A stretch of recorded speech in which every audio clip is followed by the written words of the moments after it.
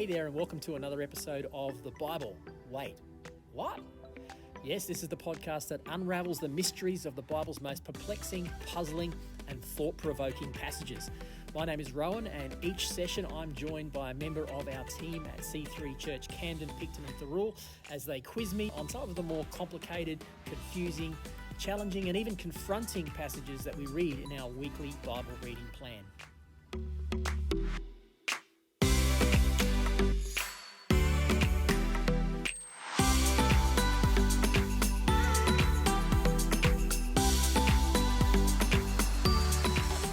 We understand that reading the Bible can be a challenging and perplexing experience. Many people just don't know where to start, they get confused, and so they give up. Well, that's why this podcast exists, to equip you with the tools and the knowledge to explore the richness and depth of the Bible for yourself.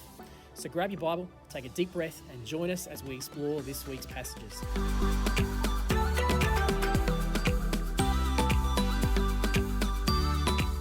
To learn more about us or to get in touch with us at C3 Church Camden, Picton and Thirroul, visit any of our three locations' websites. That's c3camden.church, c3picton.church and c3thirroul.church. Or you can follow us on Facebook, Instagram and YouTube just by searching for any of our locations' names. So without any further delay, let's dive into today's conversation.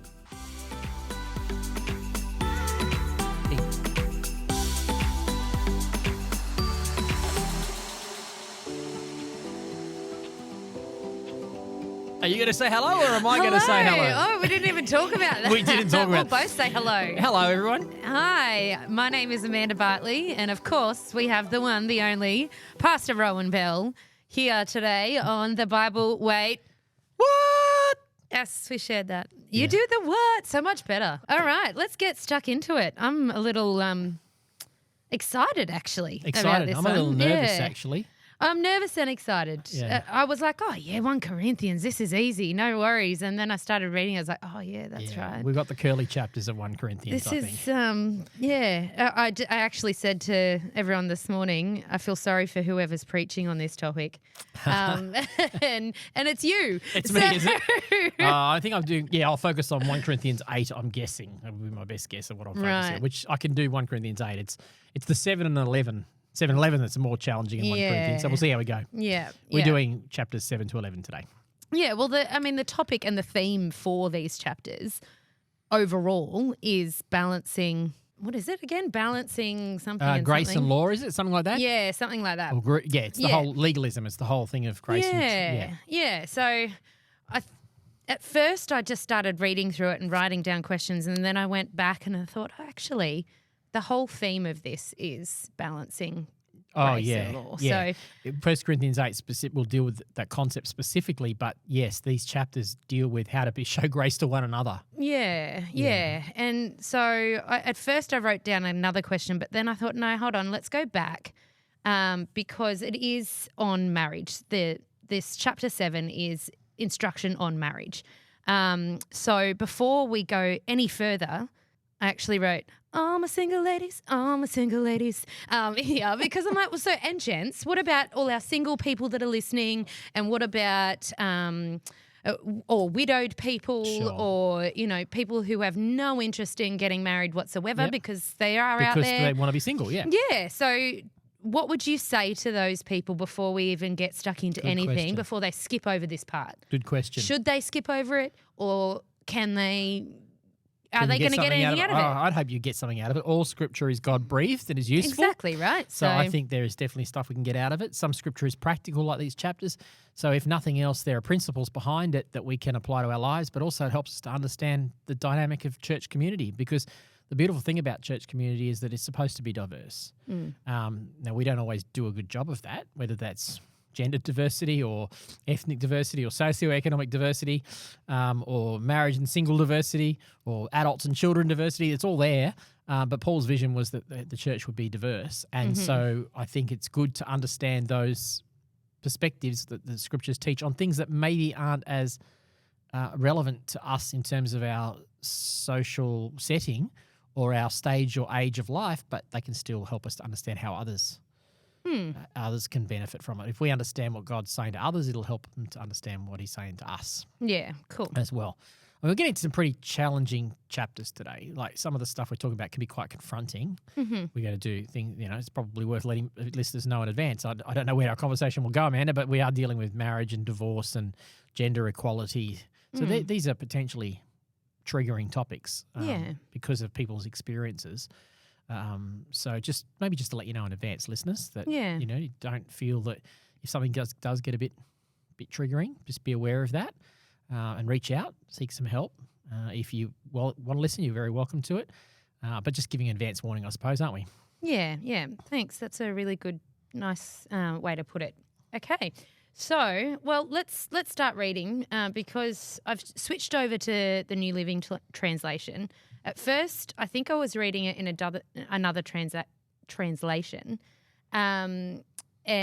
or maybe I just missed this part, but I've just noticed first up it says, now regarding the questions you asked in your letter. So, again, before we go through all of these things that Paul talks about in this instruction on marriage, he is answering questions to these people who are obviously going through all of these things. That's right. So I don't know how our listeners listen to this podcast, whether you just listen to it or whether you read the passages and then listen to it. But if you haven't read it, have a read, open your Bible like the intro says, take a deep breath. Let's start now regarding the questions you asked in your letter. So obviously being Corinthians, it's the church in Corinth. Yep. So Paul is in Ephesus, which is across the other side of the Aegean. It's probably a couple of days boat trip away at least, maybe even more. And so it takes time for the letters to get across. So he's been in Corinth for 18 months, I think, and then he's moved to Ephesus. And there's some issues arising in the church. I mean, the book of 1 Corinthians is really about problems. So the whole thing is about problems in the church. Yeah. And so what appears to have happened is that a team have come with a letter. So the church has gotten together and gone, these are all our problems. There's no email. We need Paul's take on all this. So rather than getting a response straight away, they've had to jump on a boat, travel across the Aegean, find Paul in Ephesus. Wow. And then present the letter to him and then wait for a response, write down the response, sail back over the Aegean, take it to the church. So thank God for email is all I can say. Yeah, we had to wait that long for problems to be solved. Something tells me that it carries more weight because of that. It made it, well, it because would have they meant know that it's a big deal to have done it, yeah. to have gotten That's this a good information. point. That's a good point. And can Paul would have Google wrestled with anything. the answers a lot more, wouldn't he? Yeah, that's really good point, Amanda. Yeah. Hey, this isn't going to be something that he can just go quickly, I'm just going to quickly send an email to these people and go, in addition, or what do they call it when they have to correct something and when they've said the wrong thing or done the wrong thing? Yeah, a retraction or something. A retraction.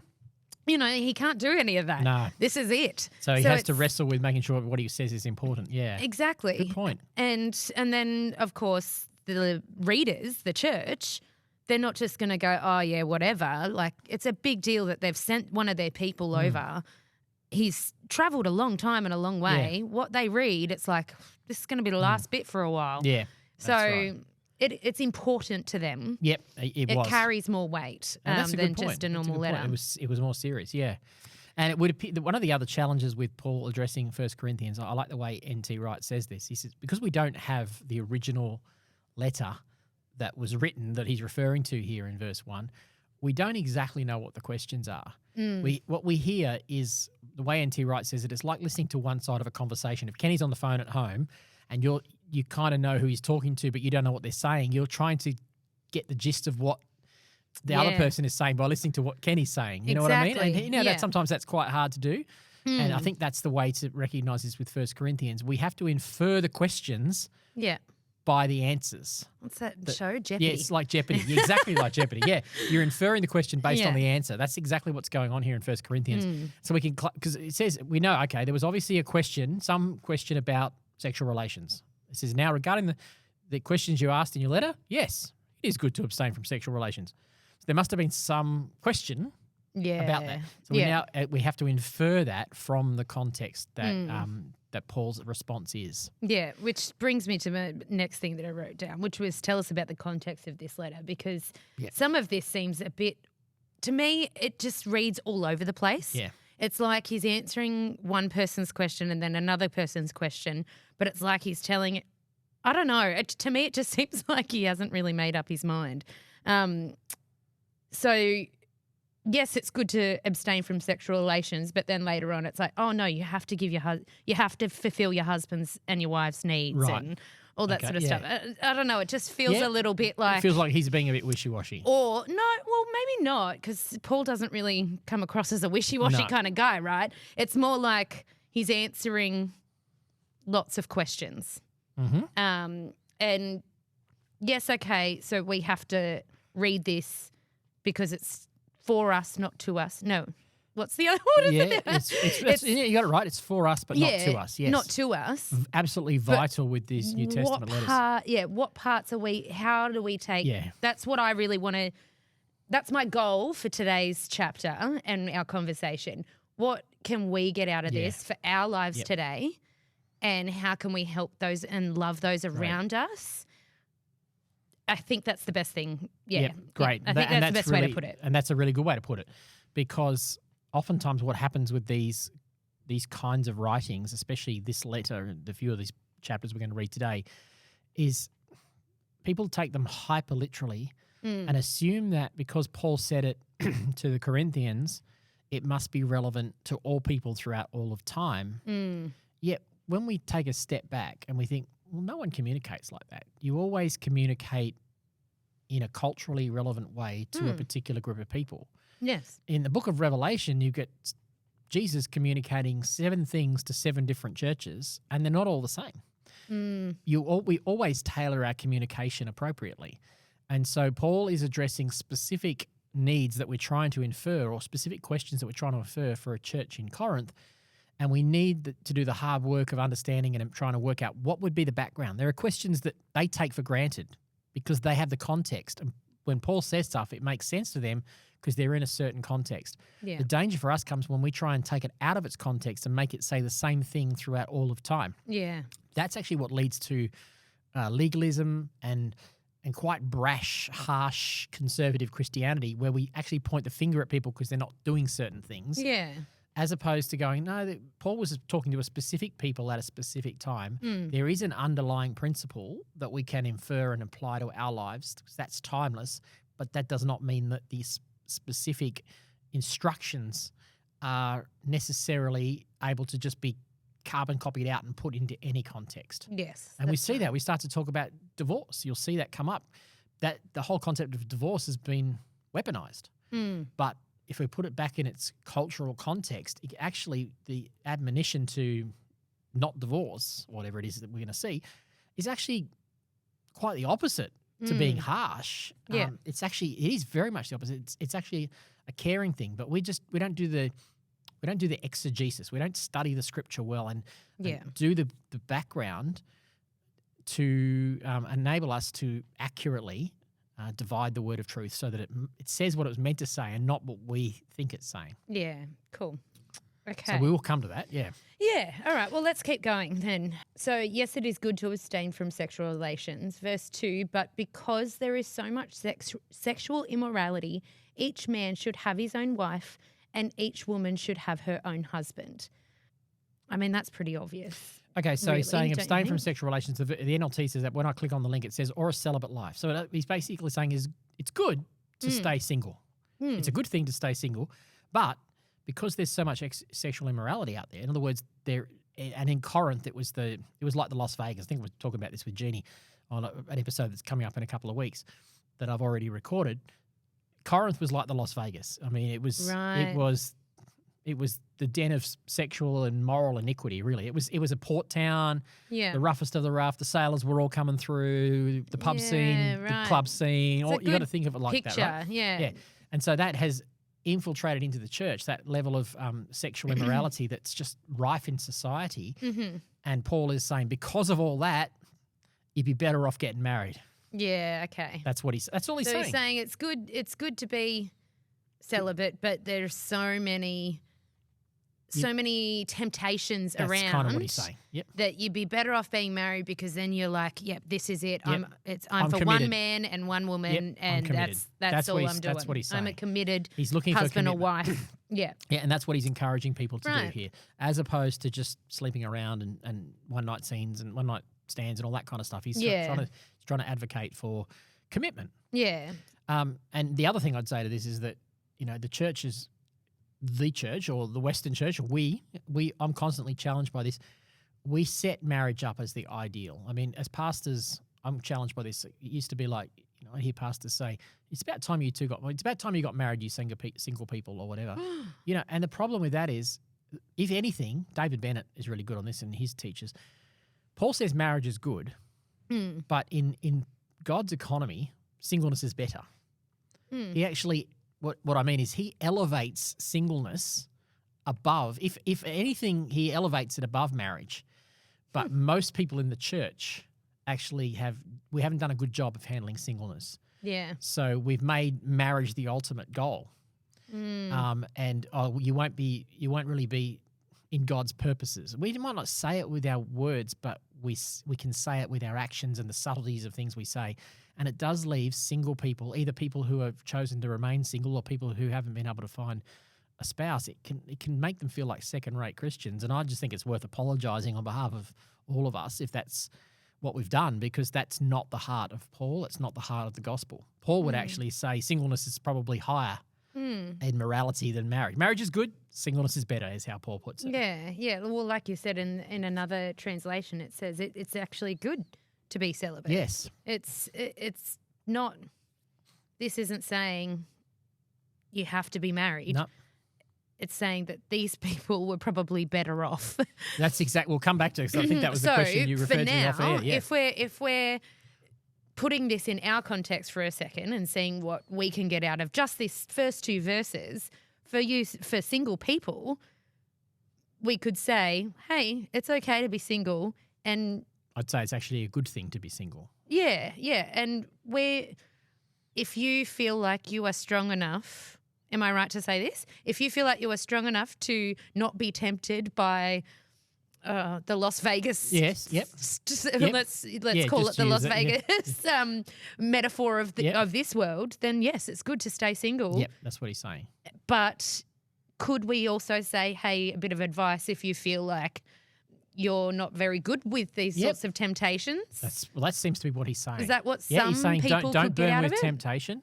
You'd be better to get married than burn with temptation. But we realise that people are single for all kinds of reasons. Some want partners, haven't been able to find partners.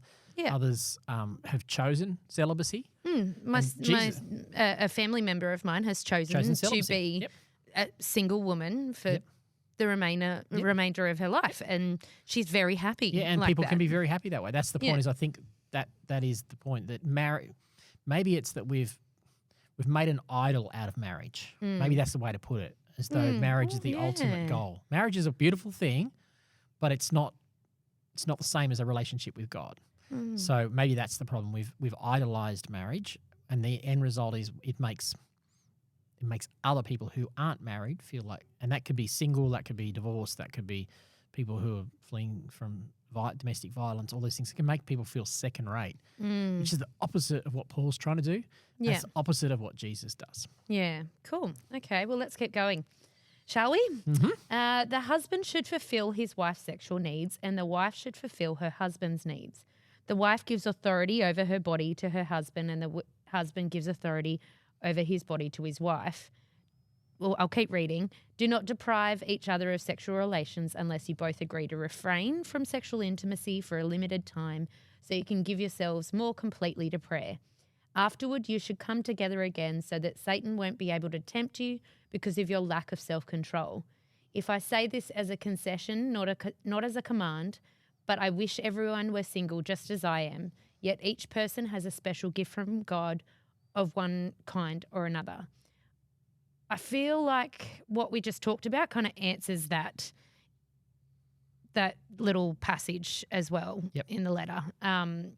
These people have asked specific questions, and they clearly had issues with cheating on each other and keeping sex from their husbands and wives. Well, that would have been a cultural thing. Yeah. So the culture was very much a patriarchal culture and Roman culture. Yeah. So the wives were property to some degree. Okay. So it's ironic here that Paul is actually, what you'll see all the way through here, if you put it back in its culture. If you imagine that in a patriarchal society where the head of the family the father of the household, is not just he's over his children, he's over his wife, he's over his slaves. Mm-hmm. His authority is absolute in the home. Mm-hmm. So what Paul is actually doing here is speaking about a new way of living where the woman has authority over her husband's body in the same way that the man in all culture, in Roman culture, the man had absolute authority over his. It was that kind of even sexual abuse in marriage was common. Right. Paul is trying to elevate the women and going, it's mutual here, guys. Yeah. If you're not watching on YouTube, I'm doing a fist pump in the air. So that's what he's doing. He's elevating the women and trying to rewrite the household codes, the way that lives were structured, and bring equality. So really, we're not actually talking about sex. We're talking about gender equality. We're talking about gender equality the way that the structure of the church and the family home should be different to the way it was in Roman culture. Oh, wherever you are, if you're in the car and you're driving, don't do this, but reread that with that frame of mind. Yeah. With this, hey, this isn't how God wants marriage to be. Yeah, it's not supposed to be the man ruling. Oh, this is great. That's actually just shifted my whole perspective on the entire chapter. Great. We should have started with that. That's really good. No, that's great, Amanda. And it's exciting because at the moment it is actually something that we're talking about a lot. It's in the news. We've had the rallies in the city and I think it's something that a lot of people are invested in at the moment. So and rightfully so. Yeah. And in fact, the very fact that we live in a culture where we can speak up about this is a good thing, because in that culture, this is huge that he was talking about this. It's radical. It's totally radical. In fact, it would have been almost regarded as ethically, if not legally, breaking the law for this kind of teaching to get outside the church, because the whole structure of the Roman household, the Roman economy, was built on this whole patriarchal system. And so for someone to come in and say, oh, no, actually the women are equal too. The women have got authority over the man just like the man's got over the authority of the woman. That's radical. And you could see how that could potentially feel like you were breaking up the social norms, putting the economy at risk, all kinds of things. And so it was radical. And so Paul's trying to tell Christians, you guys need to live by this standard. It should be totally different. Yeah, right. Now, we don't know what the original question is, but if we infer from what he's talked about, it's probably something like, hey, tell us, are we supposed to get married or not? Are people who are single better than people who get married? How should we behave in marriage relationships? That kind of thing is kind of the question, because he's kind of addressed all three of those points already in the first 8 or 9 verses. Yeah. And back to what we said before, it carries more weight, doesn't it? This is huge. Yeah. Like you said, it's radical. It's radically progressive. Really big deal that he's writing this. And they're also going, oh, whoa. I can imagine some of them would probably like, nah, this is ridiculous. I'm out of here. It seems to be the case, if you read later letters of Paul's like 2 Corinthians, that he wasn't always received well. His letters weren't received well because he was calling him to a totally different way of life. Yeah. Something tells me that it would have taken a while for not just the church in Corinth, but other churches to kind of catch on to this kind of way of living. Oh, yeah. This new way of loving Jesus and loving others. There you got it. That's what it's about. Completely different. That was always Paul's vision, that the church and the houses, the families in the church would be so radically different that it would look attractive to others. This is the ultimate Jesus revolution. Yeah, I like it. It's good. All right. So there's lots more. So let's keep going. I said this as a concession, not as a command. Yeah, okay. So verse 8. So I say to those who aren't married and to widows, it's better to stay unmarried just as I am. But if they can't control themselves, they should go ahead and marry. That's kind of what I said before, isn't it? It's better to marry than to burn with lust. That's what you said, yep. Right. But for those who are married, I have a command that comes not from me, but from the Lord. A wife must not leave her husband. But if she does leave him, let her remain single or else be reconciled to him, and the husband must not leave his wife. This is my really big Bible wait what moment. Yep. The next verse. So at first it says, I have a command that comes not from me, but from the Lord. But then in verse 12, it says, "Now I will speak to the rest of you, though I do not have a direct command from the Lord, if a fellow believer has a wife who is not." So hold on a minute. So he doesn't have a direct command from the Lord, but everything else is a direct command from the Lord? Please explain this part. Do we just go skip over that bit? That's a good Or question. is Paul just trying to be wise here? Or I don't know. Do we need to fill in that gap, that Jeopardy question there? What are they asking for him to say that? Okay. Well, I think when he says we have to break it into two parts. So Okay. in the first part, when he says, "I have this direct command from the Lord," we should go, okay, well, what does that mean? Where did he get that, right? Yep. Well, if you look in your NLT there, you'll see that Matthew 5:32 verses and chapter 19 verse 9, Mark 10:11 to 12, Luke 16:80. Now those are words of Jesus. Now they probably weren't written down necessarily by the time Paul's writing this. They probably were written down later. But the oral tradition, so, within a decade or so after this. But when Paul's writing this, it's probably 50, 58 or something like that. So it's probably only 20 years after Jesus, 25 years after Jesus, pretty early on. Might even be earlier than that. But it would have been very regarded that Jesus himself had said, "I give you a command: don't get divorced." That's not the ideal. I'll come back to that in a moment. He's referring when he says, "I don't have a command." It's because they actually have a record of Jesus saying something like that. Yeah. Okay, but what he's saying when it comes to this idea of, but what do you do if you're married to an unbeliever? You've become a Christian. Yeah. Maybe you become a Christian. You're following Jesus and your spouse isn't, and your spouse up and leaves. And Jesus doesn't address that anywhere. It never came up in conversation. So now Paul's going, well, we don't have a command from the Lord. We don't have something Jesus has specifically said about that. However, here's what I think we should do. And what he's doing there is he's using his own wisdom and his own understanding of what he thinks the principles of the law are. Yeah, cool. And literally, just before this, we've been recording a passage, a chapter on Deuteronomy, a session on Deuteronomy with Becky Babington that will come up in several weeks' time, talking about the law. And the reason we're doing Deuteronomy is not so we can understand that it's not just a hard and fast, rigid set of rules once for all time. Yeah. There's a principle behind those rules that's applicable. Okay. And so I'll come back to this in a moment. So what Paul is saying here is there's nothing we can find that specifically anywhere in the law or anywhere in the teachings of Jesus says, what does a believing wife do when an unbelieving husband leaves her? And Paul's going to say, well, okay, I can't claim a specific promise, but here's what I think is a good thing to do in that situation based on my knowledge. If a fellow believer has a wife who is not a believer, this is the reverse of what I'm saying, she's willing to continue living with him, he shouldn't leave her. Right. But if a believing woman has a husband who is not a believer and he's willing to continue living with her, she shouldn't leave him. In other words, stay with it. But otherwise, it says, verse 15, but if the husband or wife who isn't the believer insists on leaving, let them go.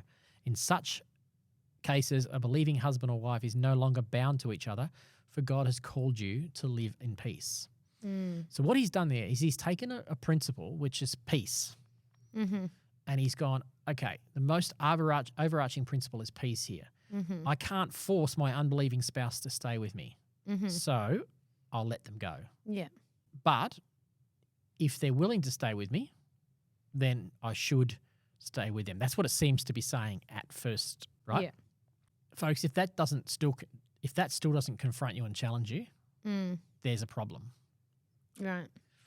Because I've been pastoring a long time and I have known many, many women who've been in abusive situations and the partner, the husband, hasn't wanted to leave. And if you take that at face value, and this has been weaponized against women, you need to stay. Right? Yeah. You need to stay because he's not leaving. You're the believer. You need to stay. And at face value, can you see how it could be saying that? Totally. And that has been weaponized. Yeah. We need to put it back in its context because I don't believe that's what it's saying at all. I think it's saying quite the opposite to that, actually. Yeah. Okay. Verse 16, don't you wives realize that your husbands might be saved because of you? And don't you husbands realize that your wives might be saved because of you?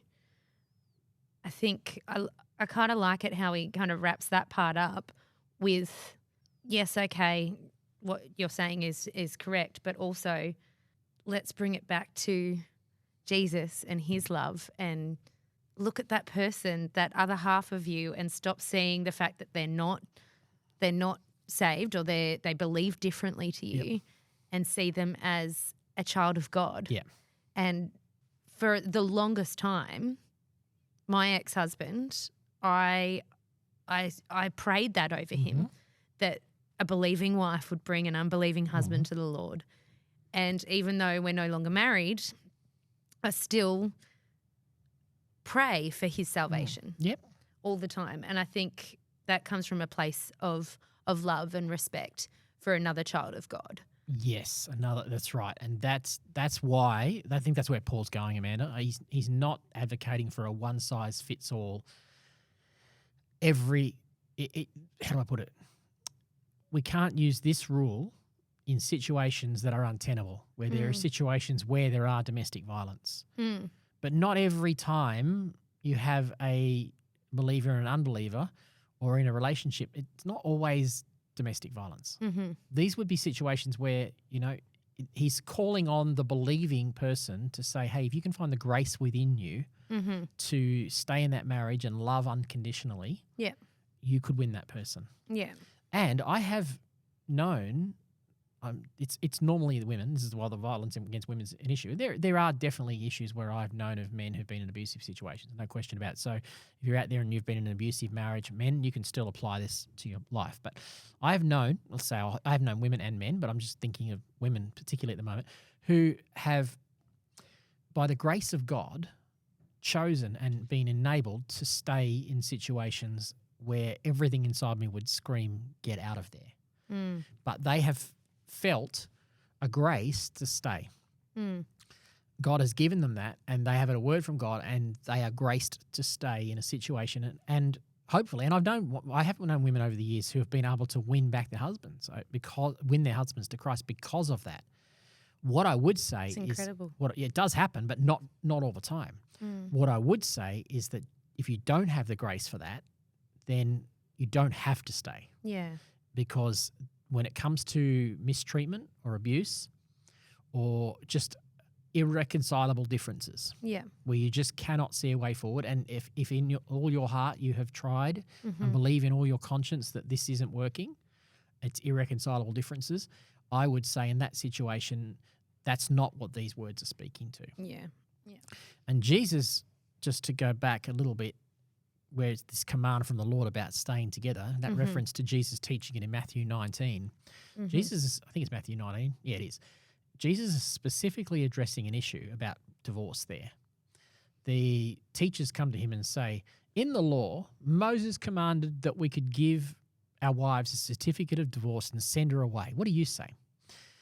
And Jesus says, well, it wasn't like that in the beginning. In the beginning, God created the male and female, and what God united, the two should become one flesh. He says, Moses gave you the ability in the law to divorce your wife because your hearts were hard, he says. But it wasn't intended to be that way.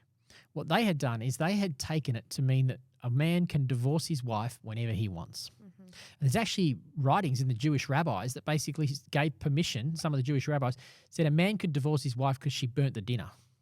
Yeah. Literally. Wow. It's written in the right. If she burns the dinner, he can divorce her. So into that, and now overlay that on the teachers of the law coming to Jesus and saying, hey, Moses said we can divorce for any and every reason. That's what it said, whenever you want to. And Jesus goes, and that's you why missed Jesus the point. was saying that. That's why Jesus was saying. Because in that culture, he was actually not talking about women staying in abusive situations. He was correcting men who would divorce their women for no reason and go and shack up with someone else. Yeah. Right? And the problem in that culture, there was no centrelink. There was no single pension. Yeah. So if a man... These poor women were being left... Yeah. Now, in the culture was set up in such a way that the man was supposed to pay a dowry to the father, and the idea of that dowry was that if that man did divorce that woman, that father would have money to be able to take the daughter back into his house and be able to provide for her and set her up.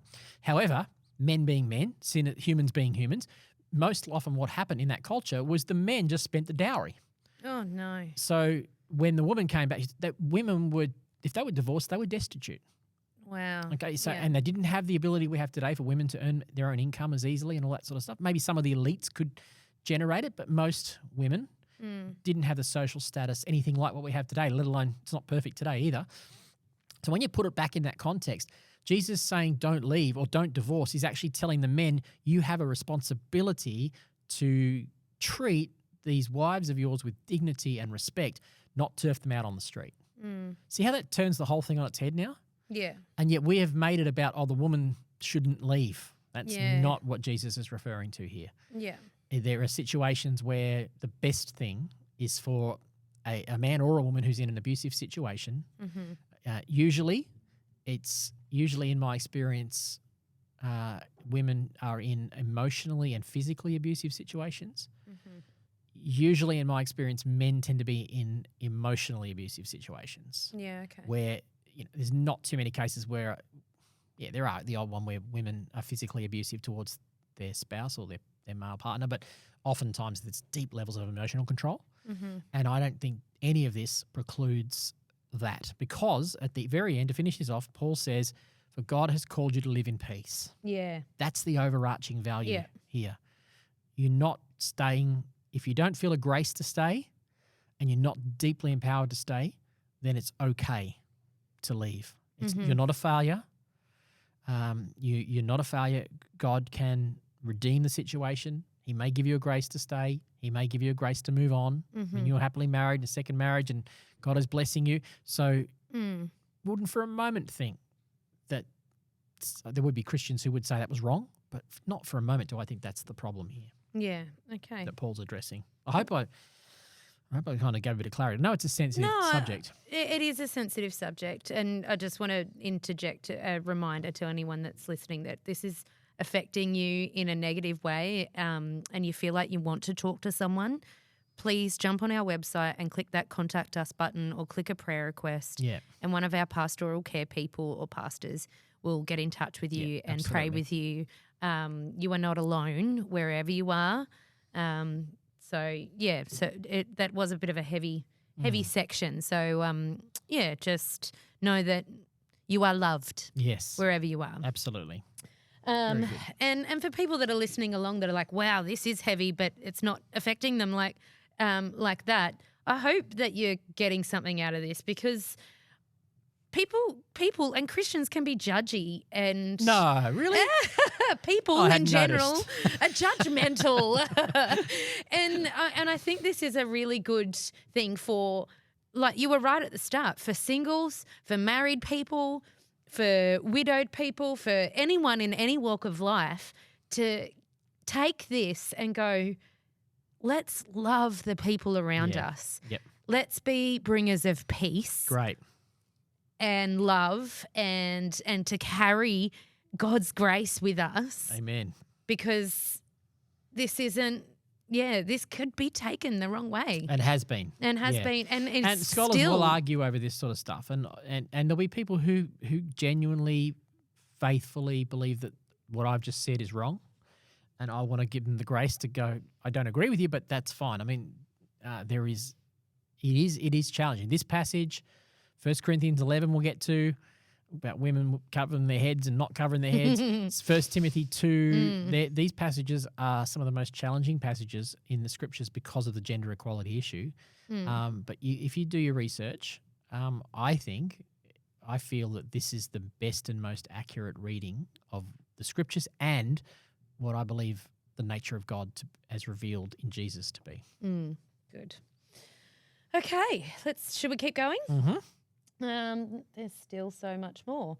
Okay. Each of you should continue to live in whatever situation the Lord has placed you and remain as you were when God first called you. This is my rule for all the churches. Okay. Please explain. Well, I think you have to probably read the context of what he's going to give. Exactly. For instance, we need this see. jeopardy. We need this. Well, let's go for instance. He's going to give you some answers. A man who was circumcised before he became a believer should not try to reverse it. That's obviously some practice that I'm unaware of. Someone's trying to reverse it. Someone's going, what? I'm circumcised. The damage is done, buddy. I don't know. Well, how do I grow it back? Yeah, exactly. And the man who was uncircumcised when he became a believer should not be circumcised now. Okay, that's interesting. For it makes no difference whether whether or not a man has been circumcised. The important thing is to keep God's commandments. Mm-hmm. I love that. I think that's awesome. Not just simply because of this circumcision topic, because obviously that doesn't apply to me. Yep, that's right. Yep. But I could apply that to other parts of my life. Yep. And our listeners could apply that to theirs. Right? Yep. So should I try to reverse? I don't know. I'm just trying to think of something. Well, he's going to go on. He's going to talk about his one that will apply. Were you a slave when God called you? Yeah, right. Cool. Don't worry about Okay. that. If you can get a chance to be free, do it. But it's not the end of the world. Remember, if you're a slave now, you're Christ's free person. And he says, and if you were free before you were saved, remember, you're actually a slave of Christ. What Paul is doing in these verses is radical equalization. Yeah. Because what we will see in today's passages is one of the, aside from sexual immorality, the next biggest issue that there's a lot, not the next biggest issue, there's a few big issues in Corinth. There's the issue of preference and factions. There's the issue of sexual immorality. And there's this issue of inequality. The rich are Super rich, and the rich are poor actually oppressing the poor, and we'll see that in the communion meal in chapter 10. What Paul is saying here is he's being radically progressive in his equality. He's saying, you know what, slaves, you can get freedom if you can, but just what, in the Lord's world, you're free. You know, free people, you don't brag on your freedom because you're Christ's slave. He's bringing one up and bringing one down. Yeah. He's doing the same with circumcision and uncircumcision. He's saying it's not about being a circumcised Jew. That doesn't make you more prominent in the church than those who aren't. Mm-hmm. What really matters is that you all obey God, whether you're circumcised or uncircumcised. So these attitudes are, because it started with each of you should continue to live in whatever situation the Lord has found you. In other words, it doesn't matter whether you're up, down, left, right, black, white. It doesn't matter what you're rich or poor, male or female. You're all one in Christ. Focus on that. I nearly just laughed out loud. When I said up, down, left, right? No, when you said black or white, I was like, it don't matter if you're black or white. Yeah, exactly. That's right. So that's what Paul's saying. He's saying that you're all one in Christ. Yeah, that's good. Mm-hmm. Okay. Well, that answers that question. Let's keep going then. The important thing is to keep God's commandments. Now regarding your question about the young women who are not yet married. I do not have a command from the Lord for them, but the Lord is in his mercy has given me wisdom that can be trusted, and I will share it with you. Same thing as what I just said. There's no definitive command from Jesus or the Bible about what do you do with young women. He's now going to say, I'm going to interpret with some wisdom what I think the scriptures as a whole testify about this situation. What would they say to the situation of these young women in Corinth who aren't married in that context? Yeah. Put it back in its context, not talking about all young women throughout all of time, back in its context. I want to know what the present crisis is. So we don't know. Yeah, the next verse says, because of the present crisis, I think it is best to remain as you are.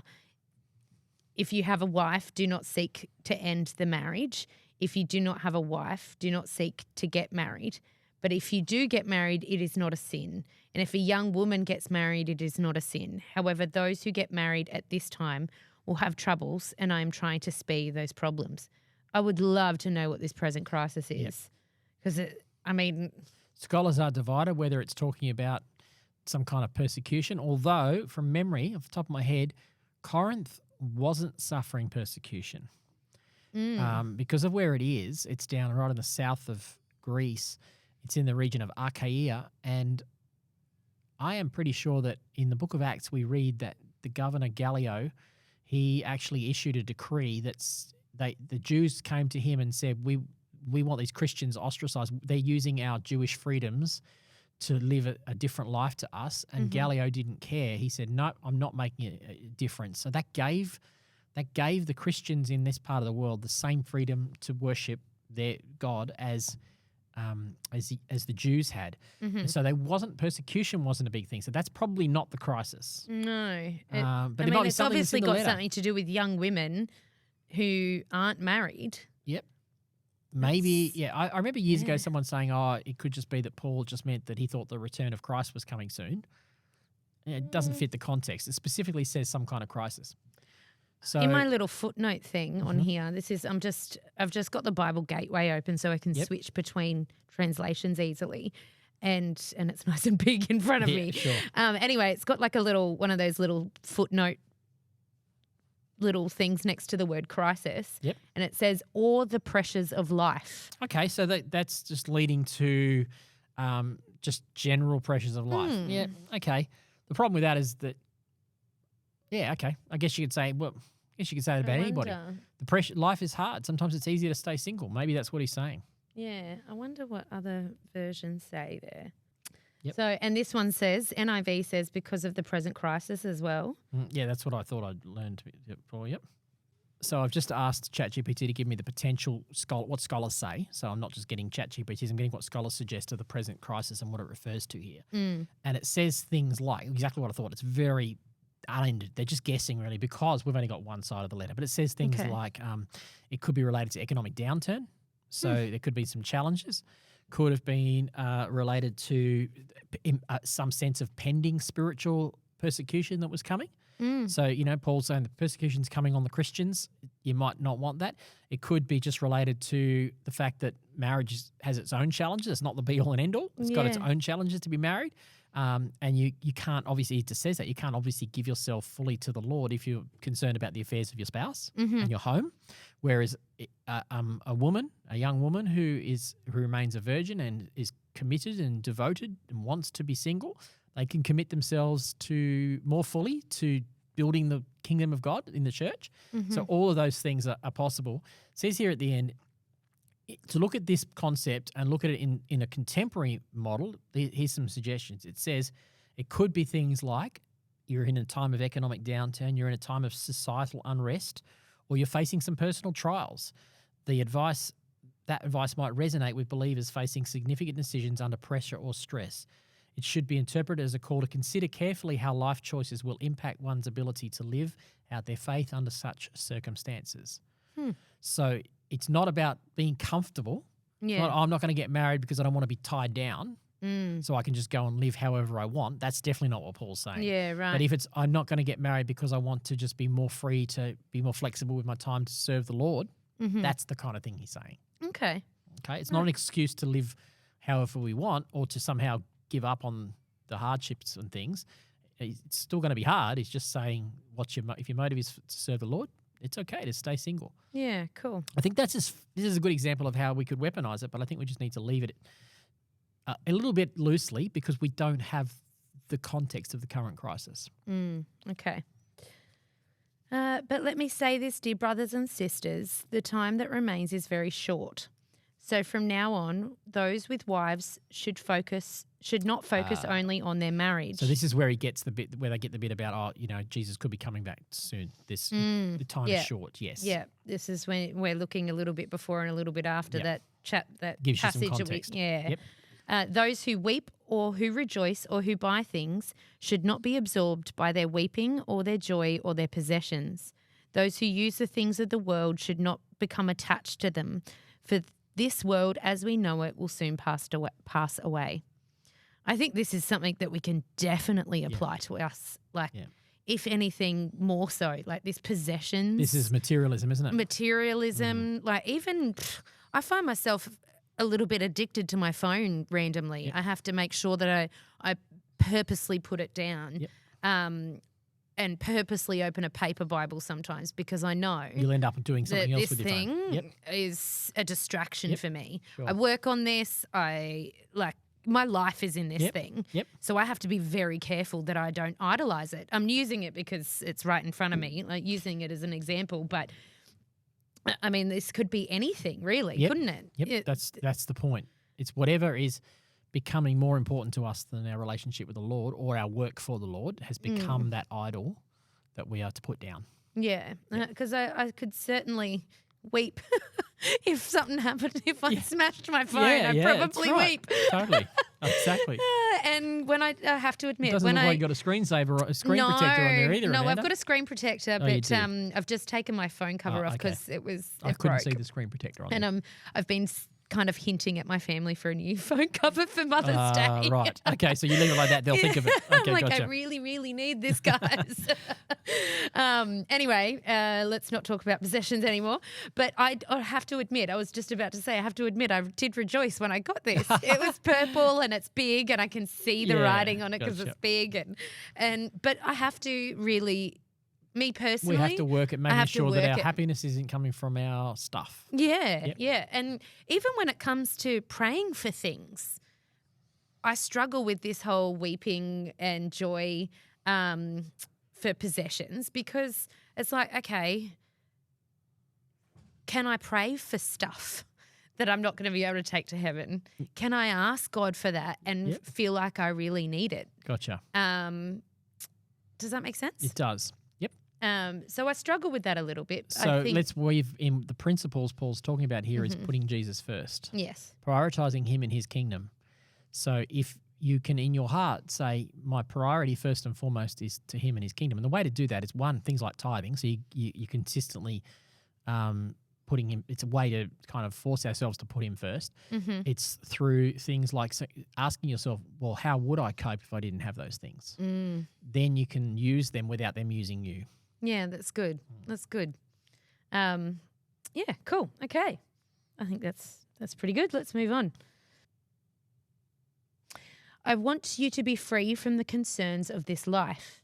An unmarried man can spend his time doing the Lord's work and thinking how to please him.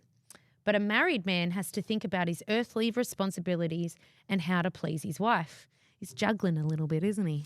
Yeah, well, it fits with what I'm saying. It's the whole principle of what are you prioritising. He's not saying it's bad. He's going to go on and say it's not bad to marry. He's just saying in some ways marriage isn't the be-all and end-all. Yeah, yeah. His interests are divided in the same way a woman who is no longer married or has never been married can be devoted to the Lord and holy in body and in spirit. But a married woman has to think about her earthly responsibilities and how to please her husband. I'm saying this for your benefit, not to place restrictions on you. I want you to do whatever will help you serve the Lord best with as few distraction as possible. So that last line is the punch. Yeah. You need to be thinking, what's your priority? Whatever's going to help you to serve the Lord. So if being single is going to make it harder for you to serve the Lord, go and get married. If being married is going to make it harder for you to serve the Lord and you can have the grace to be able to stay single, stay single. And it's interesting too here that he's talking first of all to men again, and he basically in those passages you've just read, he's referred to the men and the women about their earthly responsibilities. He's talking to men who would not have thought about their role as being overly responsible for the care of their wives. They can just go and do whatever they want. This was a big problem. Wasn't the way it was supposed to be, but oftentimes they would just do whatever they want. Now he's saying, no, in the same way that wives are responsible to the home, you husbands are responsible as well. And that's kind of answers why Paul said a little earlier on, I wish you were all single like me. Yeah. Because he chose to be single so he could. That was his responsibility. His responsibility was to travel that part of the world. He probably was aware too that it would have been hard on any spouse to have to come alongside Paul on his journey with his calling. Oh, yeah. It would have been, incredibly difficult. Yeah. And if not, was staying at home, like basically being a single woman anyway because her husband's off gallivanting around all over Europe. Converting people to Jesus, which is amazing and would be very difficult because they didn't have email, they didn't have phones. She wouldn't have known, like just for hypothetically, if Paul had a wife, she wouldn't have known what he was up to and wouldn't have been able to go, oh, yes, that's so good that my husband's doing that. I'm going to pray for him. If you went, I don't know, to Singapore next week and Jill stayed at home, you'd be able to keep in touch. Yes, and that's right. And Not you'd back be able then, to say, you oh, wouldn't this know is for months what's happening. Exactly, right? So, exactly. Yeah, okay, cool. But if a man thinks that he's treating his fiancée improperly and will inevitably give into his passion, let him marry her as he wishes. It is not a sin. But if he has decided firmly not to marry and there is no urgency and he can control his passion, he does well not to marry. So the person who marries his fiancée does well, and the person who doesn't marry does even better. Okay, so there's your thing. Marriage is good. Yeah. Singleness is actually higher than marriage. Yeah. Yep. And again, it's contextual. It is definitely contextual. I don't think any of our single people or married people listening could really go, this applies to me, or could they? How do you mean applies to? Well, if a single person's sitting at home going, oh, do I get married or do I do this? Are they going to listen to this and go, yeah? I see. Yeah, well, there isn't probably necessarily definitive corporate-wide global contexts of whatever the present crises it talks about. Exactly. But you could take the principles of what we've just shared and apply them to your life. Yeah, like this question that I've got here is, how do Paul's teachings on relationships apply to contemporary issues such as divorce, remarriage, marriage, singleness, everything? So, that's a really good question. And that's the key here, is not to follow the letter of the law. The simplest way to do it is you're always looking for what is the underlying principle. And Jesus does that. Mm-hmm. You've heard that it was said, do not commit murder, but I tell you, anyone who's angry with their brother. So Jesus is teaching us that under the surface of the commandment, do not commit murder, is a principle about anger, about preferring ourselves over others. So through all these principles, what you're doing when you're looking for rules, whether they're Old Testament laws or New Testament commands like this in Corinth, New Testament directives, is what is the underlying principle? And it's usually hidden in the text. I read the one I read in verse 35. I want you to do whatever will help you serve the Lord best. So that becomes the overarching principle that then a person can apply to their life. Take away all the social situations and go, hey, Lord, I want to serve you. What's the best way for me to serve you? Is it to serve you through family, marriage, or am I called to singleness? Or I want to be married, but I'm not yet. Can I still find a way to be faithful and serve you in my singleness while I wait to be married? Or there might be others that don't want to be married, but are now feel called to stay in that marriage because it's hard. They can be faithful if they get the grace of God to stay in that situation and do all they can to serve the Lord best with as few distractions as possible. That's the underlying principle. And I think that is a sum up of how I would apply this to every situation with regard to relationships, marriage relationships in the 21st century. Yeah, that's good. All right. I think that's pretty much it. That's pretty much it for chapter 7. Now we'll go over and talk about food sacrificed to idols. Fun.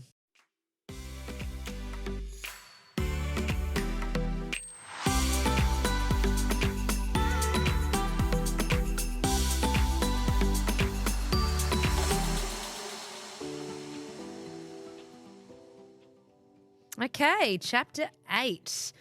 A shorty but a goodie. Give us a challenging one. Bit of an overview on this one. All right, well, Paul, starting with, once again, another question, which we don't really know other than about your question regarding food offered to idols. That's how he starts. We don't know what that question was. Wish we had, but we don't. But it's probably something like, should we eat meat sacrificed to idols? Which has been a big deal. Which is actually somewhere else in the Bible as well. They actually ask that specifically, don't they? Who's they? Well, not the Corinthians, but it's somewhere else, isn't it? Well, Jews were forbidden. Basically, under Jewish law, they were not to do it. They would eat kosher. Yes. So their food had to be their meat had to be killed in a certain way. And they were not to eat meat that would be sacrificed to idols. In a Jewish context, there was a special way to slaughter an animal so that they could eat it. It was as humane as it could possibly be, etc. Meanwhile, throughout the pagan world, throughout the Roman world, where this bunch of Christians are living, all their meat that they'd buy in the meat market had likely been sacrificed up the road, offered as a sacrifice up the road in the temple, and then the leftovers come down here. So it's impossible to sacrifice. It's possible to eat meat that wasn't sacrificed to an idol. It would be very hard. Right. So these guys are getting wind of what used to be the case. Yes. And now they're like, oh, but wait, hold on. This is what we eat every day. This is our sustenance. You've got Jewish Christians and Gentile Christians together. Can you imagine the tension? Jewish Christians go, but we've been told all our life not to. I know the question you're talking about is when Peter has a vision in the book of Acts of all these unclean animals coming down and Jesus is saying, the Lord says, go and eat. Yes. That's the story, right? And Peter goes, no way, Lord, I've never done that. Nothing. I've never eaten anything unclean. Right, yeah. And he says, no, don't call unclean what God has called clean. And then it goes on and he preaches to Cornelius, the first Gentile convert. And so this context here is it's deeply rooted in Jewish culture that, oh no, not only do you have to be circumcised, you have to eat kosher. They're the two big things. Whenever you read circumcision like we did in the previous chapter, also think kosher. So okay, circumcision doesn't apply to you women, but eating kosher as a Jewish woman did. Right. There are all kinds of other Sabbath keeping and all these other rules. You had to obey the law of Moses. That's part of it. And then you get a whole bunch of Gentile Christians who don't know any of this, have never had any history. They're just normal life is eating meat sacrificed to idols and going to pagan temple for worship. Suddenly they follow Jesus and there's this clash. Yeah. Okay, that's probably what's fed the question. The Jews are going, well, no way you can eat that meat down at the marketplace. How dare you? And the Gentiles are going, well, what are we supposed to do? That's all we've ever done. And that's the context of this question to give us the background. Yeah. So now what Paul is going to say, essentially in a nutshell, I love the way he puts it. Yes, we know that we all have wisdom. We all have knowledge about this issue. But you know what? Knowledge actually makes you feel just important. You feel more important when you think you know something. I'm using air quotes there. You know something. But really, it's not knowledge that builds up the church. It's love. So that's his answer. Oh, I love that part. Because don't we all know that knowledge can breed arrogance? Even truth, knowledge of truth can breed arrogance. Yeah. And so what he's now questioning here, he's going to go on and essentially say, this is what he's going to say in a nutshell. He's going to say, actually, I'm a Jew. I've been raised as a Jew. I have no problems eating meat sacrificed to an idol because I understand it's just meat. That's what he's going to say. Yeah, it might have been sacrificed up at the temple, but in the end, it's just meat. That's what he's going to say. He's going to say, that's the ultimate knowledge. I can eat the meat and it won't do me any harm. However, he'll also say, not just here, this 1 Corinthians 8 and Romans 14 are both parallel passages. They both talk about this. Romans 14 gives it a bit more context. So listeners, if you want to go and learn a little bit more, also read Romans 14. You'll see the similarities, but he fleshes it out a bit more. He's going to say, I have no problems eating meat because it's just meat. However, I'm also aware that for some people, which is probably the Jewish Christians. So for the Jewish Christians, he's going to say, I'm aware that for the Jewish people, they see it and can't get past the fact that for them, it's regarded as idol worship. And he'll also say, for some of you Gentiles, you probably can't get past the fact that it's idol worship because you spent your entire lives worshipping those pagan gods when you offered that meat, and now you think of it as being sacrificed to idols. So it's hard for you too to be able to work out what to do with it. So here's what the overarching thing is. He goes, I can eat it. However, if I am going to cause either of those two groups to stumble in their faith because they see me in my freedom doing the right thing, then I would not do it. Love will dictate that I will not eat that meat because I don't want to cause someone who is weaker than me in their faith to stumble. Okay? That's the overarching principle of 1 Corinthians 8 and Romans 14. Now, before we go and apply it in the modern context, I think we can continue to look at it in its own context here. So the other pattern that I see here in this scripture is actually a pattern that I see every believer, every Christian goes on this journey. And here's how I describe it. If we take a journey through a new believer's life from the point where, let's assume that they've been living out in the world as a pagan. Let's just take these first century guys. They've been outside of Christ, living pagan worship, and then they become a follower of Jesus and they devote themselves to him. And because they initially could only think of that meat as being sacrificed to an idol, for a period of time, they might have to stop eating that meat because their problem is they see that as, I need to put down that meat. I need to put away that meat. I mustn't eat that meat because I need to focus on Jesus. I need to focus on him. I need to put him first. Because to them, they think it's still sacrificed to a pagan idol. I can't do that. I want to put Jesus first, right? So they do it. And they might even feel a prompting of the Lord to say, stop eating that meat because you're making an idol out of that meat. You're making an idol out of the worship of that meat. You need to put me first. Now, what happens? They do it and they get a sense of purity and a sense of godliness when they do it. But then what happens is it goes from a sense of righteousness to self-righteousness. Yeah, right. And then they start patting themselves on the back. And they go, look at me. Look at how knowledgeable I am. Well, I have knowledge now. I know that you shouldn't eat that meat. sacrificed to an idol. Then they start looking down on their brothers and sisters who do eat meat sacrificed to an idol. Okay. And the problem is they think that they are mature. Actually, Paul would say, no, that's not the step of maturity. That's actually a sign that you're still immature. Mm-hmm. The fact that you think you're holy enough because you're holy because you don't eat meat is actually a sign that you haven't arrived yet. As you continue in your faith with God, there will be things, eventually you'll come to a point where that meat will no longer have the hold over you, and God will say, go have a barbecue. It's totally fine. Eat that meat. And now you're reaching more towards maturity because you know that it's just meat. You've come to that point where it's just meat. Mm-hmm. That is stage 3 on the maturity. Right. Still not mature. True final maturity comes to the point where you know you can eat the meat, but you won't eat the meat because you don't want to cause someone else to stumble. That's the ultimate goal. Love is the goal. Did that confuse you, or did that make sense? No, it totally makes sense. However, how do we put that into its modern context? Because okay. we don't. We Let me eat pick meat. any of them. I love a good lamb roast. Right. Okay, so let me pick any of them. I'm going to give you a whole bunch of hypotheticals. Yeah. It can apply to what you watch, what music you listen to. Do you drink alcohol?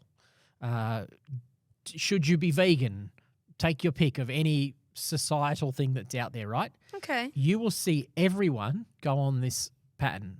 What books should you read or shouldn't read? Mm-hmm. I went through a whole stage of my life. I grew up reading Lord of the Rings.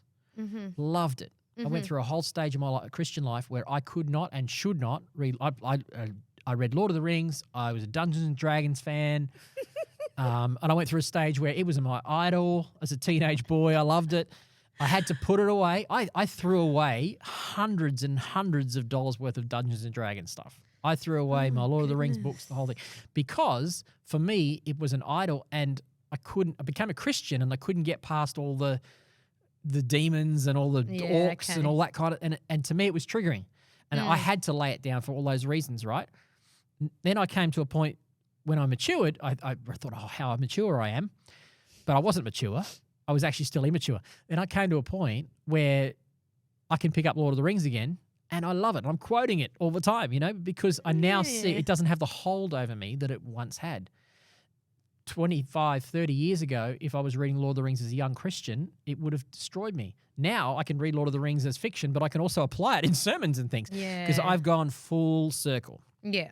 Okay, and now, but at the same time, if I'm talking to a friend who has been involved in the occult, I probably need to be a little bit circumspect about and wise, or say, hey, let's not go to the cinema and watch Lord of the Rings together. It's the same way you wouldn't be drinking a glass of beer in front of an alcoholic. Exactly, right? It's the same principle. And in a nutshell, I mean, that's what this passage is saying. I can drink a glass of beer, but if I'm going to drink it in front of an alcoholic, I'm not being loving. I was actually watching a show recently where they were all sitting around this alcoholic drinking a lot of alcohol. And I know it's just a show, but and it's not real life, but I was just like really taken aback. Like, whoa, that's really mean. Yeah, exactly. That's so mean. It's unloving, isn't it? Yeah, totally. And that's exactly what, in a nutshell, 1 Corinthians 8 is about. So it's incredibly practical. It's one of the most practical passages in the entire New Testament for that reason, because we can apply it to all kinds of things. What we watch, where we go, what we do, what we don't do, what we touch, what we don't touch, all of that sort of thing. Yeah. Okay, so what about one little question before we wrap this part up? What about someone like a Seventh-day Adventist? I have some Seventh-day Adventist friends and lovely people, but vegetarian.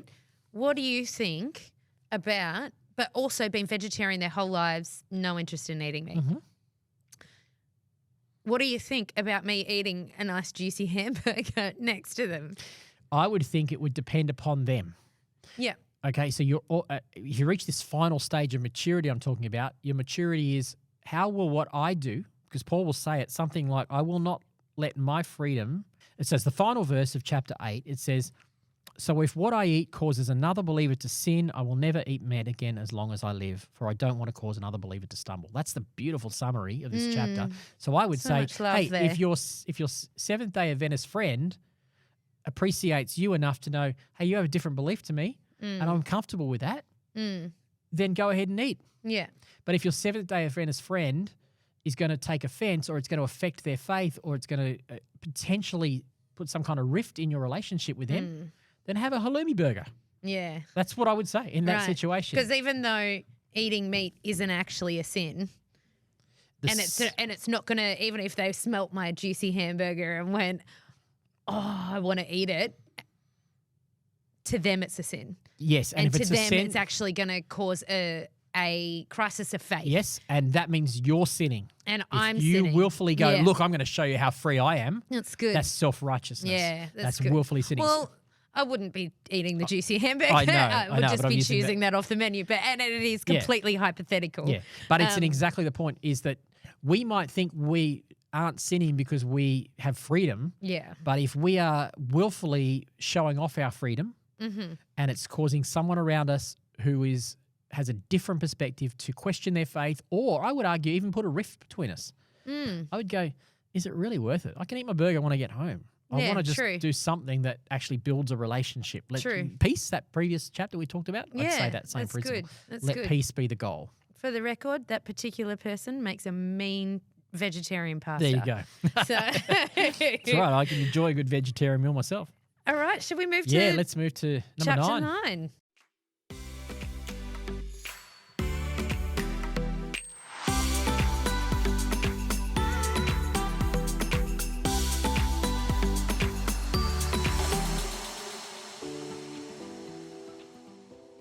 You go. I go this time. You're looking at me. You go. I was actually sitting here thinking to myself, sometimes I just want to do a little bit of a drum roll, but the music is just as great. music I is- don't know yep. why. We are up to chapter 9. It's a bit of a flip, but it's also not a flip from what we've been talking about in chapters 7 and 8. Let's just start reading it. I don't think we should read the whole thing. No, we won't read the whole thing. We're but running out of time. Well, let's give it a Give it a few verses. And I think few. you'll find the context will show itself. So Paul gives up his rights. Already, the title has me like, all right, let's do this. Okay, verse 1. Am I not as free as anyone else? Am I not an apostle? Haven't I seen Jesus, our Lord, with my own eyes? P.S. So cool. Isn't it because of my work that you belong to the Lord? It's kind of boastful, right? it sounds boastful, doesn't it? It does, Yeah, he's but- actually basing them a little bit. But here. if I've seen Jesus with my own eyes, I'd be You'd be talking about I'd be it too. telling everyone too. Yep. Even if others think I am not an apostle, I certainly am to you. You yourselves are proof that I am the Lord's apostle. This is my answer to those who question my authority. Bum, bum. Don't we have the right to live in your homes and share your meals? All right. He just wants it. He just wants a dinner. He just wants a dinner? Yeah. He just wants to be fed. Yeah. So the key here, the context of the letter seems to be that he's found out that there's some questioning of authority going on. And that will link back to the earlier chapters where some people are saying, I follow Paul, and some will say, no, I follow Peter, and others will say, no, I follow Barnabas, and I follow Jesus, and all that sort of stuff. So there's definitely authority questions going on. And he's basically appealing to that and going, hey, guys, just remember, I was the one who first came to you with the gospel. I am your founding pastor, if you like. You wouldn't be where you are today. You are the proof that I'm an apostle. I came to you, and the fact you have a church there. So it could come across as boastful, but he's going to go on and show that he's going to do a very clever rhetorical device in this chapter. What he's going to say, he's going to prove to them that he has a right to be fed, to be provided for by them, because he has taught them, teaching them, because their very faith is because of his faithfulness. Therefore, he has a right to that. He's going to use several arguments from Scripture to prove why he has a right to that.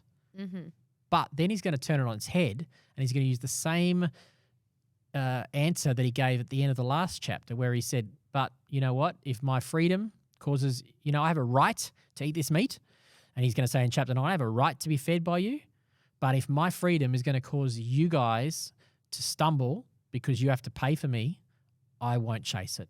I'll go and make tents, is what he's saying. I won't chase the money if it's going to get in the way. I'd give up that right rather than be able to cause you harm, is what he's saying, which is actually he's using the same argument he used in chapter 8, but applying it to a different question. Yeah. Is that helpful? Does that make sense? Yeah, totally. It's funny though, because he's like you said at the start, he's really putting it on them. Yeah, He's like, he is. guys, come on. He is. It's like almost like he's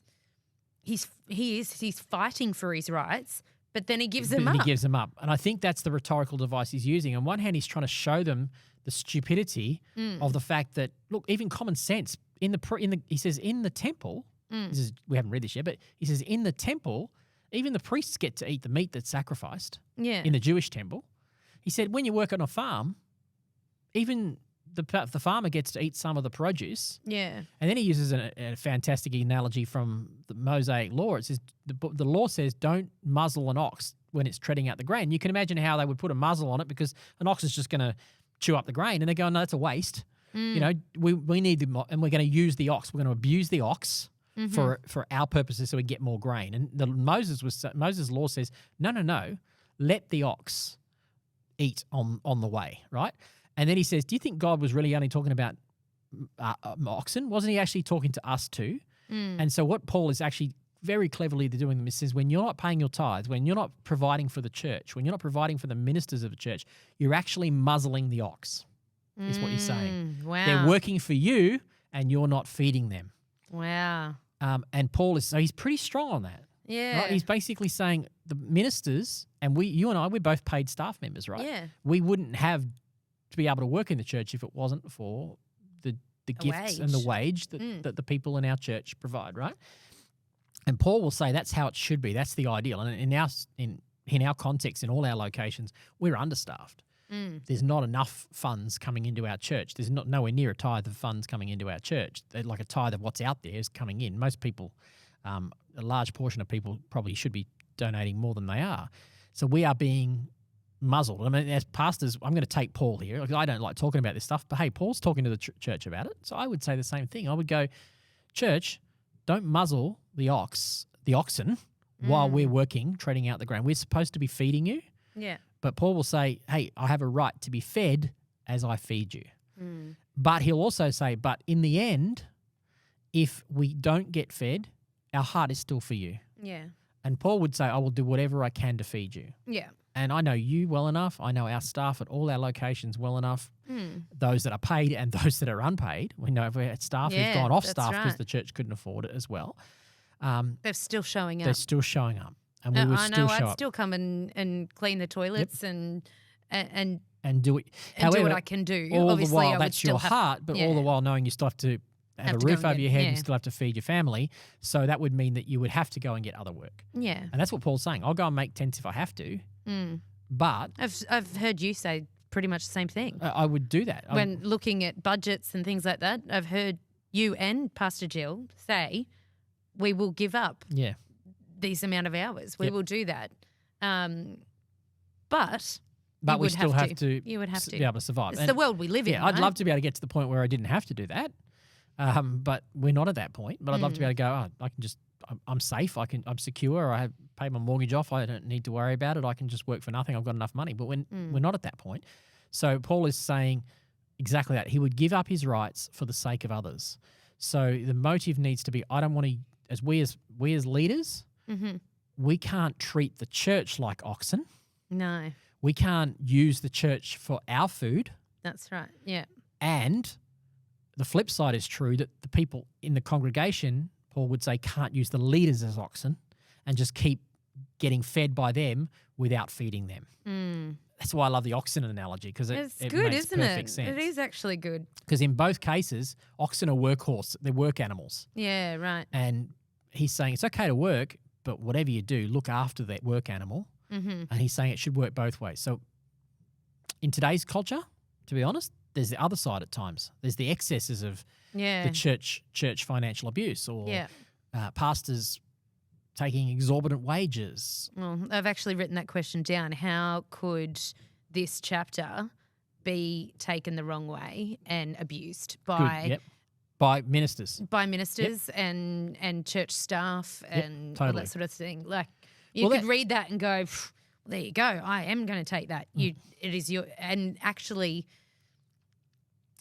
yes, okay, Paul's putting it on them lovingly and actually giving it to them at the start here, but he is doing it lovingly. Yeah, he's and not abusively. Yes, that's right. He's calling them on it. He's not just prepared to let it go. The reason he's not prepared to let it go is because he knows that ultimately it's not going to be good for the Corinthians if they don't be generous toward him and towards Barnabas and towards their leaders. He knows this. And he's also thinking future, right? He's thinking about being able to develop his ministry further and all that sort of stuff. Like other people are going to take over his role. All that. Yeah. And he knows it won't be good for them. If he builds a church that has a consumer mentality that says, come on, oxen, you work for me and I don't feed you a cent, that's not going to be good for the congregation. So he's prepared to be bold enough to say, hey, guys, this is what I need. It's good for you to be generous. Yeah. It's good for me to call you to generosity for your own good, not just to feed me and to extend the kingdoms, enable us to do more, but for your own good. Don't be materialistic and consumeristic. He's calling them on that. Yeah. Now, that's that side of it, right? But this is why this is so brilliant, because this chapter applies in both ways, because the people in the pulpit can be using the congregation as their oxen, and that's what we're seeing a lot of. You know, and rightly so. There's some excesses out there. There are definitely people in church leadership, and this isn't a new thing. I mean, this is as old as the middle-aged church, that, you know, the rich, the priests live in absolute luxury, even though they're taking a vow of poverty, and the people in the pews were stone cold broke. This is an age-old problem, where the church has been wealthy or has basically used the congregation, the exact opposite of what Paul's saying here. But we, I think, need to also be aware. I'm talking to those of us, you know, in the congregation. We should I think it's fair to say that virtually most pastors I know, friends I know, people in ministry, in our movement, in other movements, the vast majority of Christian ministers and staff that I know, they have Paul's heart. Yeah. They're not. They're not in it for the money. They're not in it for them. You see the excesses on Instagram and all that sort of stuff. They're excesses and they're exceptions to the rules. They're valid exceptions to the rules that need to be addressed. But I would say don't let those extreme abuses be a reason not to give to your local church. Oh, yeah. Because most of them are just trying really hard to be faithful to God. Yeah. And doing the best they can. And they deserve the support and love. And you watch what happens when you in the church bless them and support them and enable them to be able to have a meal as they tread out the grain. You watch how much more energy they'll get. Because this is the irony of it. If you feed an ox while it's treading out the grain, if you allow it to feed, it's going to actually do more work for you because it's going to be sustained. Anyone who works knows you get hungry when you're working, right? So if you actually prepared to invest into feeding your local church ministers and staff, you will actually get more out of them. Yeah. Because they'll be sustained. Yeah. So I actually watched a short clip of an interview with the guy that started the Instagram account Preachers in Sneakers. Yep. I know we said that we weren't going to get into that, and we're not. But my point is, this guy actually, he still ties to his local church. Yep. He's part of quite a big church. It's 10,000 people. Wow, that's a big church. So it is a big church. So even though he started this account to call this out, he still ties to his local church. He's a committed, active member of that church. Yep.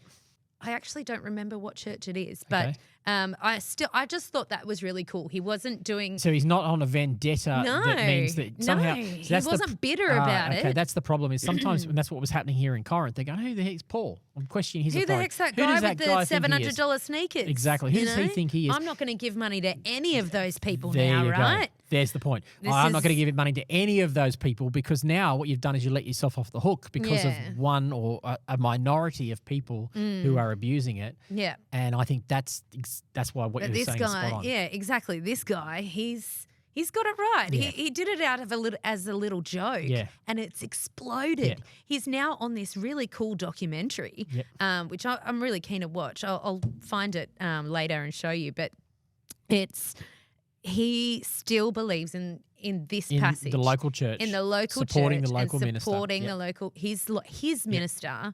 So I think that's great. I think that's great. There is a balance, right? Oh, there is. And it's on both church leadership and the boards of church leadership to make sure that the ministers and the church aren't abusing the funds that are given. And it's also on the boards to make sure that the church and staff are paid adequately. Yeah. Well, And in the fact- Australia, the fact- we have rules. We have rules. And the fact, we don't necessarily have rules around wages. I mean, the fact is in Australia, in most churches I know, most pastors are underpaid. Most staff are underpaid.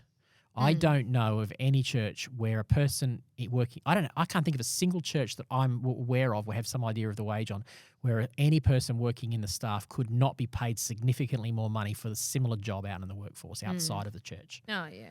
And that's probably a good thing. It's probably better that it's not a good thing. It's probably better than being able to work for the church and getting a double wage.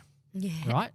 But it's probably not ideal that it's at that point because there isn't enough funds to go around. And this heart says, well, we're going to work for less because we want to see the kingdom of God advance. So if you're going to err on one side or another, that's the side to err on. Underpay your staff. But I think Paul would say, don't underpay your staff. Pay them well. Yeah. Yeah. Yeah. That's it. Okay. So I've got this question written down. How do we interpret Paul's willingness to forego his rights for the sake of the gospel in a modern ministry context? Okay.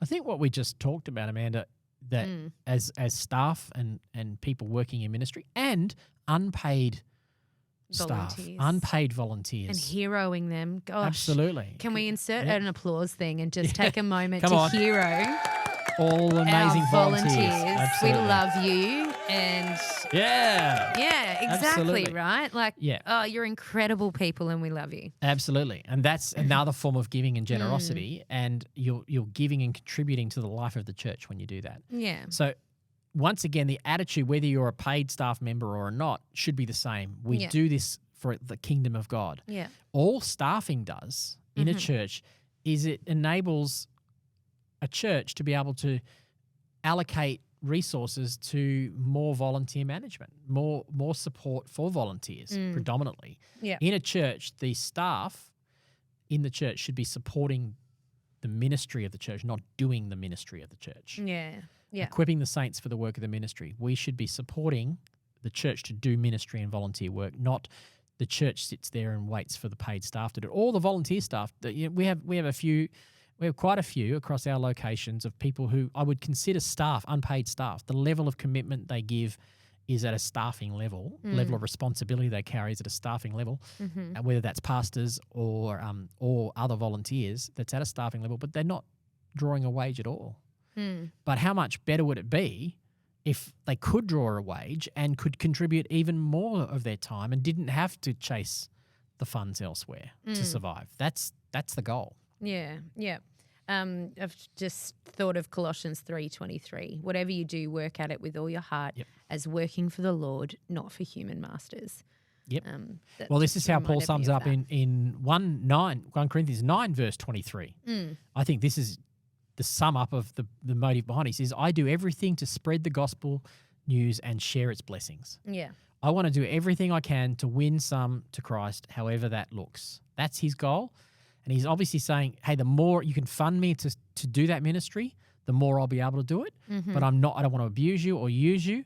And if it meant that it was going to be a hindrance to you, he said, I'd just as sooner not ask for it. Yeah, yeah. So I suppose my other question's kind of been answered too. In what ways are Christian leaders today challenged by Paul's example of self-denial for the spread of the gospel? Yeah, I think so. I think we've already really talked about that. Like I said, I've heard you actually say, I can. But our board, like I said, in Australia, we have laws where we have a board that supports our incorporated association, and their job is to make sure that they agree with the budget and that our pastor isn't pilfering squandering money. and taking what he shouldn't and all that sort of thing. So here we have that, but we also have their support in saying, no way, you work your butt off, you deserve this wage. Yeah, that's we love right. you Yeah. and appreciate you. And I'm very this is grateful our for way. our boards that say that. Yeah, and this is our way of saying, be blessed. Thank you for blessing us. So I guess a way to sum it up then is to say we as paid staff take that privilege and we take it very seriously. We totally. desire to go over and above, not to sit around and drink coffee all day and not do anything, because we want to be faithful stewards of what God has given us, and we want to contribute our own tithes into the house of God, which we do. But then beyond that, the call is to every member of our congregation to say, what can you do? That's what Paul said. What can you do? What could you do to contribute towards the kingdom of God by honouring the work of those who preach and teach the word of God to you, that sort of thing, who pastor you, who support the work of the church. And that's on all of us to do that. It shouldn't be left to a few. Yeah. It shouldn't be left to 20% to pay their tithes. It should be on all of us to be contributing our finances to the kingdom of God for the purpose of building his kingdom. And the thing is, it hasn't really talked that much about the tithe, but he did just, like I said before, he just wants a dinner. He wants a dinner, yeah. The principle is... So invite Rowan and Jill over and cook him a meal, would you? Yes. Yeah, there you go. He does talk about the tithe because he talks about the priests in the temple, and that's the tithe. Yeah. That's their offerings. That's that's right. That was their version of tithe and offering. Yeah, that's They would come and bring their produce. Yeah. Their fruit of their produce of the land, their animal stock, they would bring it and offer it to God. Yeah. And that would be used as a form of feeding the priest. So in that sense, he is referring to the tithe. Yeah. And I'm trying to get you a free meal here. It's okay, I'll take that. Maybe some grain at least. Maybe some, with the some ox. dry grain. Yep. All right. All right then. Yeah, that's pretty good. I thought that one would take a bit longer to decipher through, but it's pretty straightforward. It's good. Yeah, it's good. Thanks so much. All right. Let's move on. Chapter 10.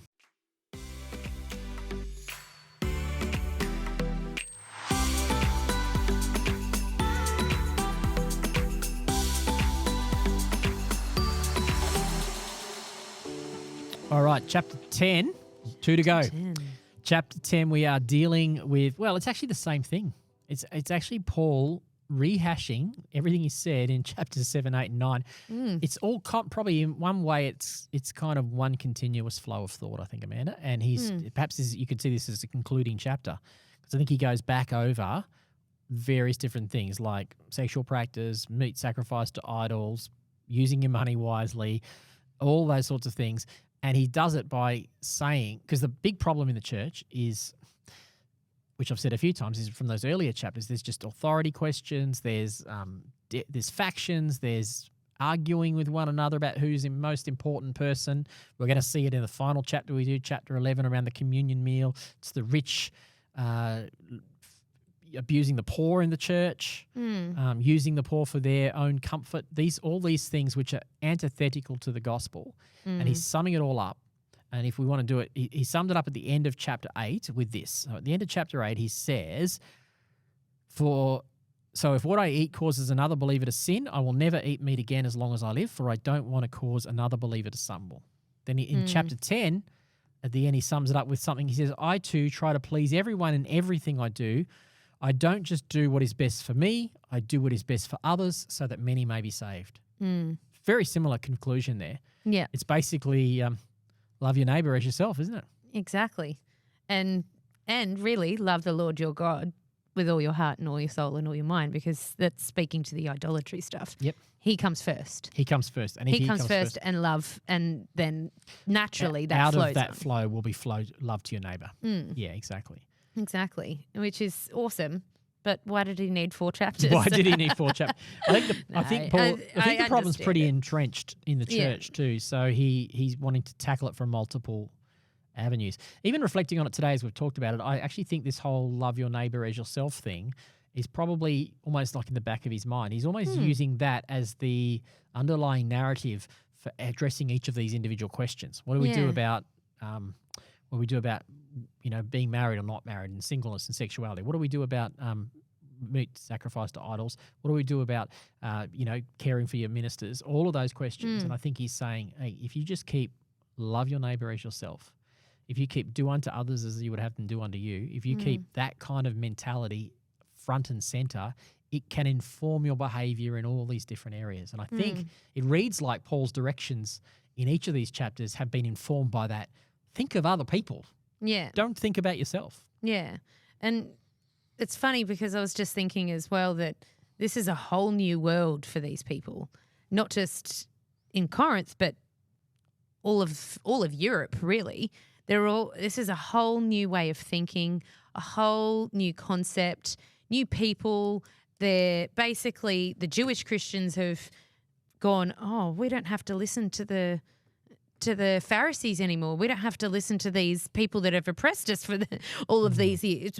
So who are we listening to? Why should we listen to this guy? That's a good point. So that makes sense. And but he's also, a Jew too himself and all that kind of stuff. Exactly. Yep. And then the non-Jewish Christians are the Gentiles are the same thing. They're like, hold on a minute, what's going on? This is so radically different to everything we've ever learned before. Yeah. Paul has to kind of come up with new ways, and it's kind of what we're doing, really. This whole podcast so far, we've been going, okay, so how can we apply it to us? He just kind of probably sat with Barnabas with his podcast gear and went, all right, let's have a chat. How can we apply what Jesus said to what these people are asking? That's brilliant, Amanda, because that's what he does. He uses the oxen analogy. And here in the start of chapter 10, he actually uses the wilderness journeys. He's like, you think about all the hardship they faced because they got prideful and thought they knew better in the wilderness. It says, dear brothers and sisters, I don't want you to be ignorant or forget about our brothers and sisters in the wilderness. All of them were guided by the Lord, guided by the cloud. God was with them, whether they were, in the land or through the sea or whatever, and they were all baptized into Moses. They were all followers of Moses. They were all faithful to Paul. He's using all these analogies. They all got the same food from heaven. They all ate the same drink. Christ was with them in the desert. He's using that example of the rock as saying it followed them around and gave them water just as Jesus did. And then he says these things were actually written as a warning to us so that we wouldn't do what they did, which was crave the old worship, crave the old ways. We want to go back to Egypt. We want to worship idols. And he's saying that destroyed them. He's calling them to say, you guys are falling into the same pattern of idolatry because you are complicit with idolatry in that you've filled yourselves with power, sex. Actually, here we go. My big three. Sex, money, power. He's just dealt with sex in chapter 7. Yeah. Money in chapter 8. And power in chapter 8. And money and power in chapter 9. That's the idolatry. And he's going, these things will cripple you.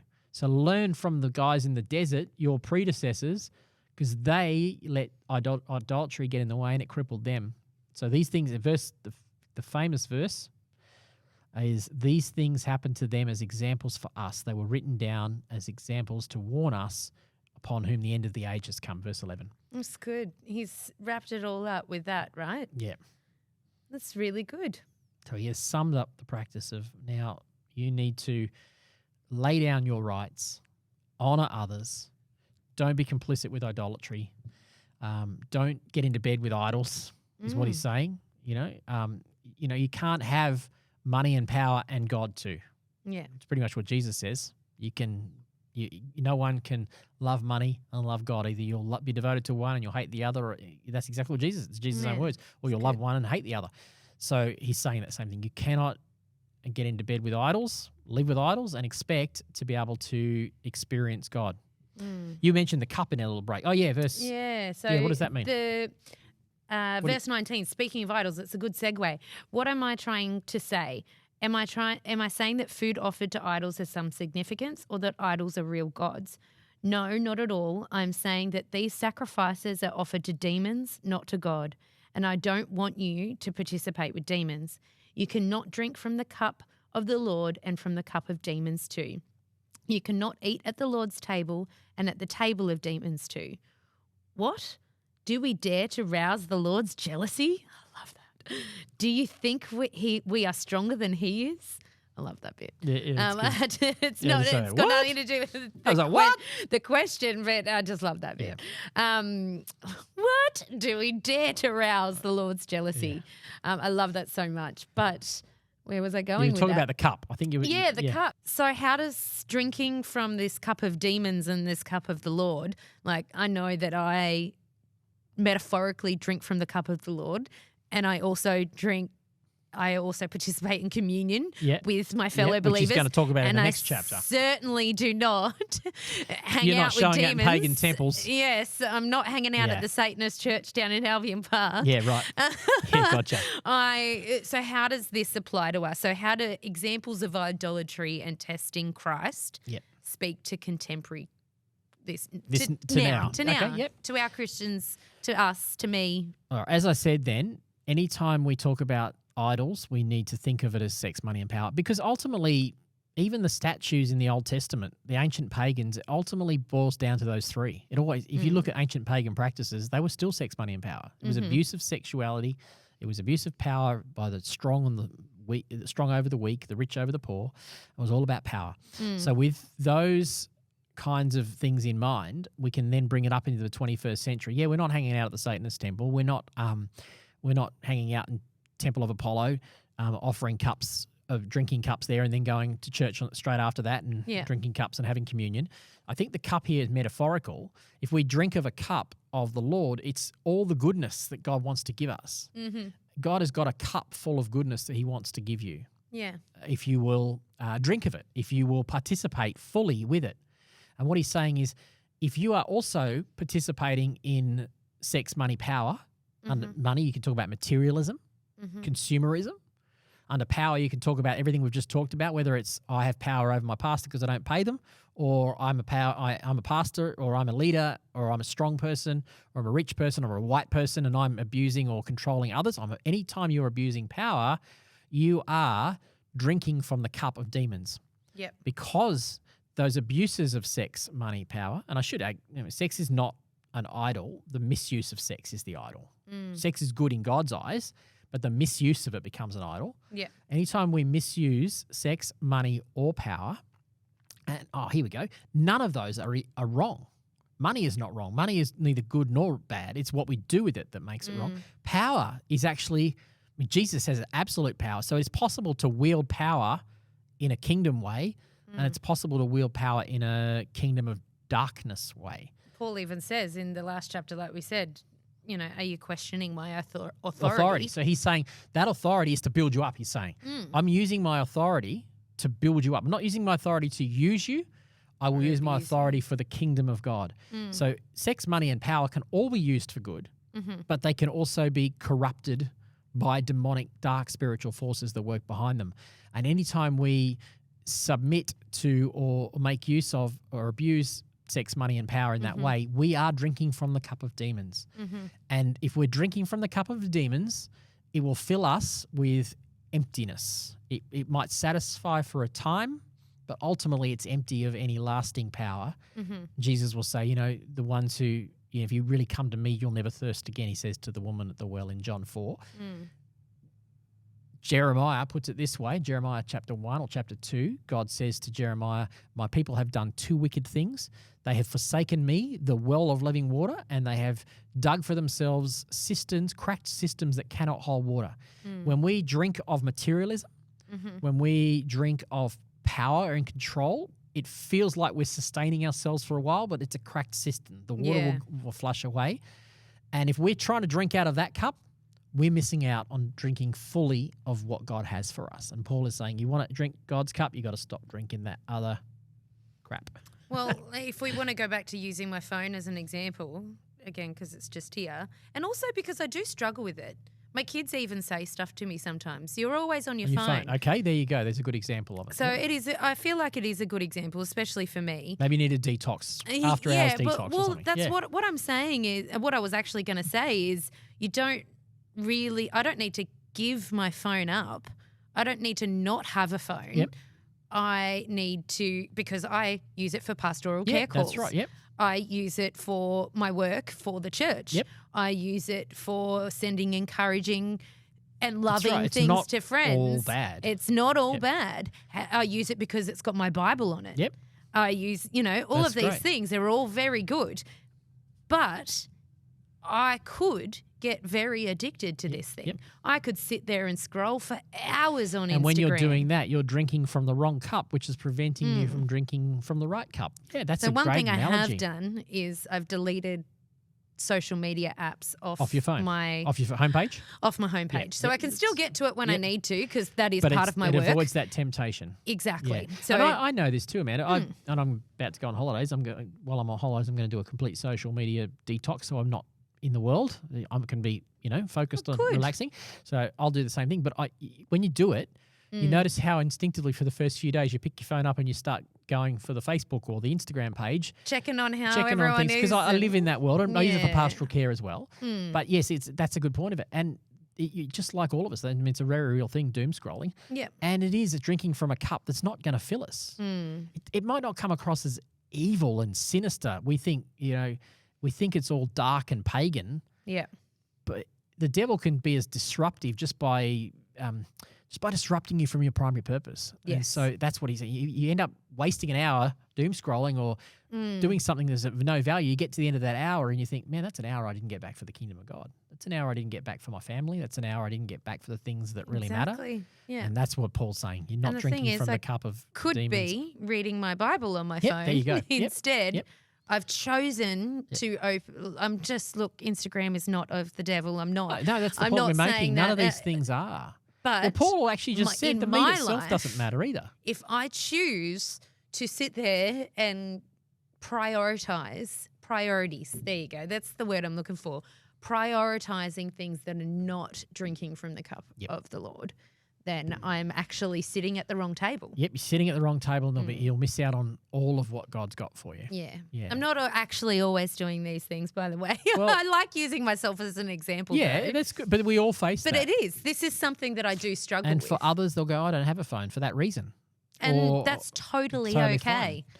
Yep, all of those things. But we will all find things, whether it's needing the latest tech, whether it's needing nice clothes or nice makeup or a nice car, or whether it's receiving the accolades of people because you did such a great job when you presented that report at work or whatever. Yeah. And Jesus will say, yeah, you want the rewards of men? He says to the Pharisees, you can get your reward, you'll get it, but that's all you'll get. Yeah. You can't drink from the accolades of men and the accolades of God at the same time. But he says, well, you know what you need to do? You need to do your good deeds in secret. Yeah. Do it and then the Lord who sees what is done in secret will reward you. So that's that cup. Which cup are you going to drink from? Yeah. This is very real, everyday life for all of us. Yeah. Oh, totally. And we could probably keep talking about this for a really But long we time. are out of time. We need to do chapter 11. We're going to do chapter 11. So let's Let's keep just rolling. talk about whether or not women should wear hats and have their hair. How long have we got?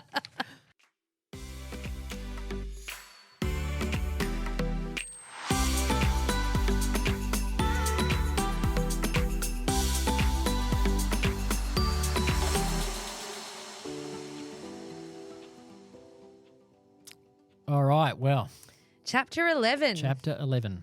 The final one for this podcast. Yep. I'm kind of sad that we're not recording the next one today.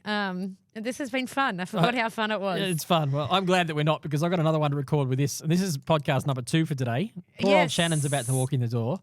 I reckon I'll be dozing asleep by the end of the next 5 chapters. tonight. Anyone want to cook Pastor Rohan dinner Yeah, tonight? that's right. I do. I think I've personally have really learned a lot today, more than what I thought. And I think it's very similar to our Revelation series that we just wrapped up, because for so long it was like, this is an apple, this is an apple. Actually, no, that's an orange. Yeah. You just thought it was an apple. Does that make sense? Yeah, it does. It's kind of, it's good because most people, even new Christians, old Christians, people that have been brought up in the church, I've been a Christian since forever, as long as I've been alive, I should say. Yeah, And I'm just understanding this in a new light. So I think podcasts like this are great. And I'm grateful for this podcast, because most people would open that up and go, oh, is that what I have to do now? Yeah. Well, even this conversation today, Amanda, has helped me. I'm just even realising, even as we read this final chapter, there's still this, which is challenging, but there's still stuff there around honouring other people. The summary around love your neighbour is still here in this chapter, even though it seems confusing, because he's going to talk about stuff that, like whether a woman should have a head uncovered when she prays and should a man have long hair. rules out most Gen Z and millennial men because they all have man buns. You know, I got two. Well, at the moment, 2 of my 3 boys have all got long hair. Yeah. All right. So should we start reading and then? Yeah, sure. Yeah. This is Start weird. with verse 2. Verse verse 1 2 kind of 'cause- finishes off chapter. which is weird. Why does it do that? Someone put the chapter verse in the wrong chapter break in the wrong spot. Really, it's following a thought. Really? You should imitate me just as I imitate Christ. Is more linked to the previous chapter. But why wouldn't they just put I it don't in know. So it's a few so places where that weird. happens. Yeah, so weird, right? Yep. That's definitely a Bible wait what moment. Yeah. That's more to do with the people who put chapters and verses in. There's a few spots like that. I'd yeah. love to ask them that question one day. Maybe we'll do these podcasts in the new heavens and the that's new right. earth. All right, okay. Verse 2, I am so glad that you always keep me in your thoughts and that you are following the teachings I passed on to you. But there is one thing I want you to know. Not one thing, you've got quite a few things. This is one thing here. that's really important that you know, yeah? The head of every man is Christ. The head of woman is man, and the head of Christ is God. A man dishonors his head if he covers his head while praying or prophesying. But a woman dishonors her head if she prays or prophesies without a covering on her head. For this is the same as shaving her head. Yes, if she refuses to wear a head covering, she should cut off all her hair. But since it is shameful for a woman to have her hair cut or her head shaved, she should wear a covering. Should we keep reading? Yeah, keep going. And then we'll backtrack. backtrack it. Stay with us, folks, because it's not. This all is bad. actually what this podcast is all about. This Yes. is wait. What?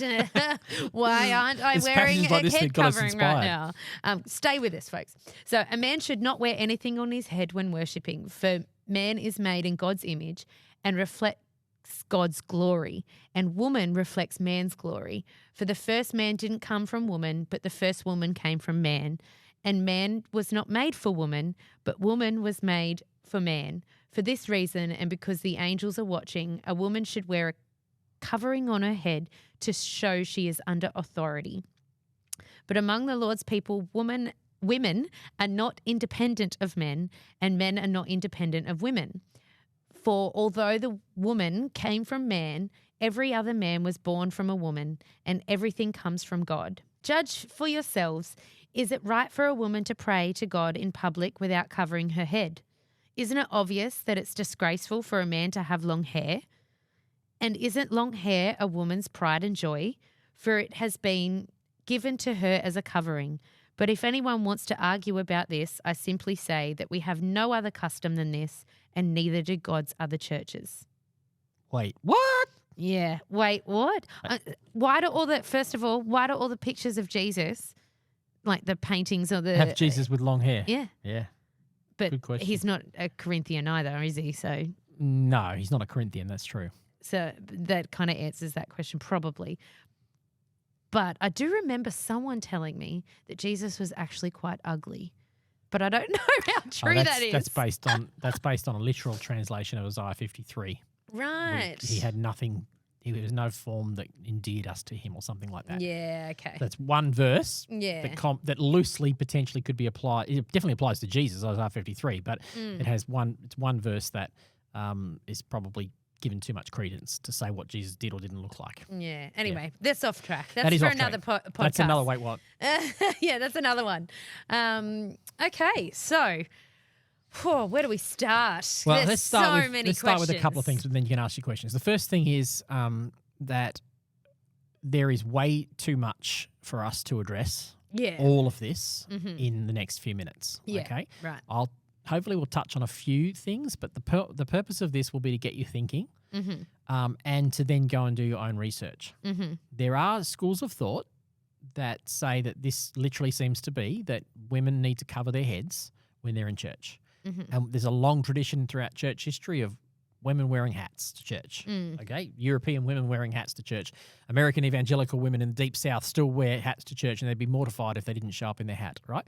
That seems to be a long tradition. Yeah.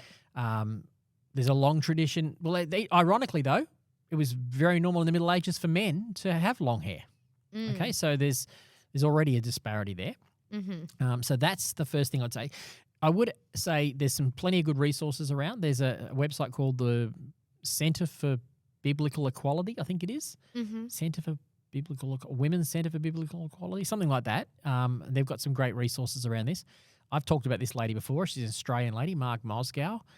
Marg, MARG, MOWCZKO or something. I think if you just start to type it in, it comes up. She's an Australian theologian, and her focus is around biblical equality and around egalitarian ministry. Mm-hmm. And if you just go to her website and type in 1 Corinthians 11 or 1 Corinthians 12 as well. 1 Corinthians 11 verses 12 onwards or whatever it is, whatever we've just read. No, that's where we are, 1 Corinthians 11. If you just type that in, it'll go deep in a hurry. She's a scholar, so she'll quote other scholars. So it's pretty heavy reading. Mm-hmm. But if you really want to get into this, she will dig deep into some of the cultural stuff. There's a podcast on Preston Sprinkle's website, Preston Sprinkle's podcast. His podcast is called Theology in the Raw, and there was a podcast episode, I'm going to say November, December last year, something like that, with a lady called Lucy Pepiat. And she deals with all of this too. What does Paul mean by the head covered and all that sort of stuff? And some of what I'm going to say is what I remember her saying. Okay, so there's plenty of resources out there that are much better than me at this. But what I will try to do is to show you how it's not saying what we think it's at first saying. Okay. And to do that, we have to put it in its cultural context. So let's see how you go. What questions did you want to ask? And let's go with that. Where do I start?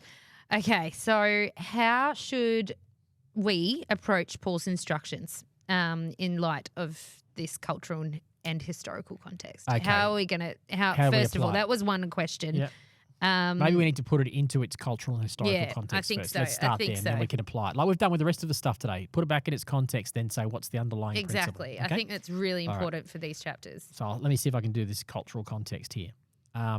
First thing I will say, which is right there in the text, is the word head. When I say to you the man is the head of the woman, what do you think that means? What's the first thing that comes to mind? The boss, right? Because we talk about the body of Christ. Yep. And it's the same kind of thing, same kind of analogy. Okay, so you think the head is the most important part of the body? Is that what you mean? Because you don't have a body without a head? Because Paul's actually going to say in 1 Corinthians 12, the next chapter, no one part of the body is more important than another. Okay, so traditionally we think the head means the person in authority, the boss, right? There is another word for head. There is another meaning for the word head. If I say to you, I want you to go down to the head of the river, what does that mean? The headwaters of the river. Go up to the headwaters of a river. I don't even... Not sure? No. So where are the headwaters of a river, do you know? No. Okay, so the headwaters are up a hill where the river begins. Right. The source of the river. Ooh, interesting. So the word head can mean source or where something comes from. There you go. It actually means both of those things. And even in the original language, it means both of those things. I suppose it's like our brain, right? Yes, our brain is the source. We can't live without our brain. Our brain but is it's not the everything. Source. It's the source of everything. It's it's like the battery almost, right? In many ways, yes. It's the heart really is the battery. But you know what I know mean? what you mean. It's it's an essential ingredient. The computer chip. Yep, that's a good way to look at it. Okay, so if you think about that in terms of not being, the head of the river, the head of the waters is not the authority of the waters. It's just where the waters begin. The waters get their source from that place. Right. Now let's go back and have a look at what he says here. There is one thing I want you to know. The source of every man is Christ. The source of woman is man. And the source of Christ is God.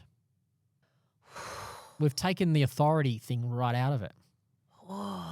Because he's going to go on. He's going to talk about this, right? So, guys, can you just read that again? The source of every man is Christ.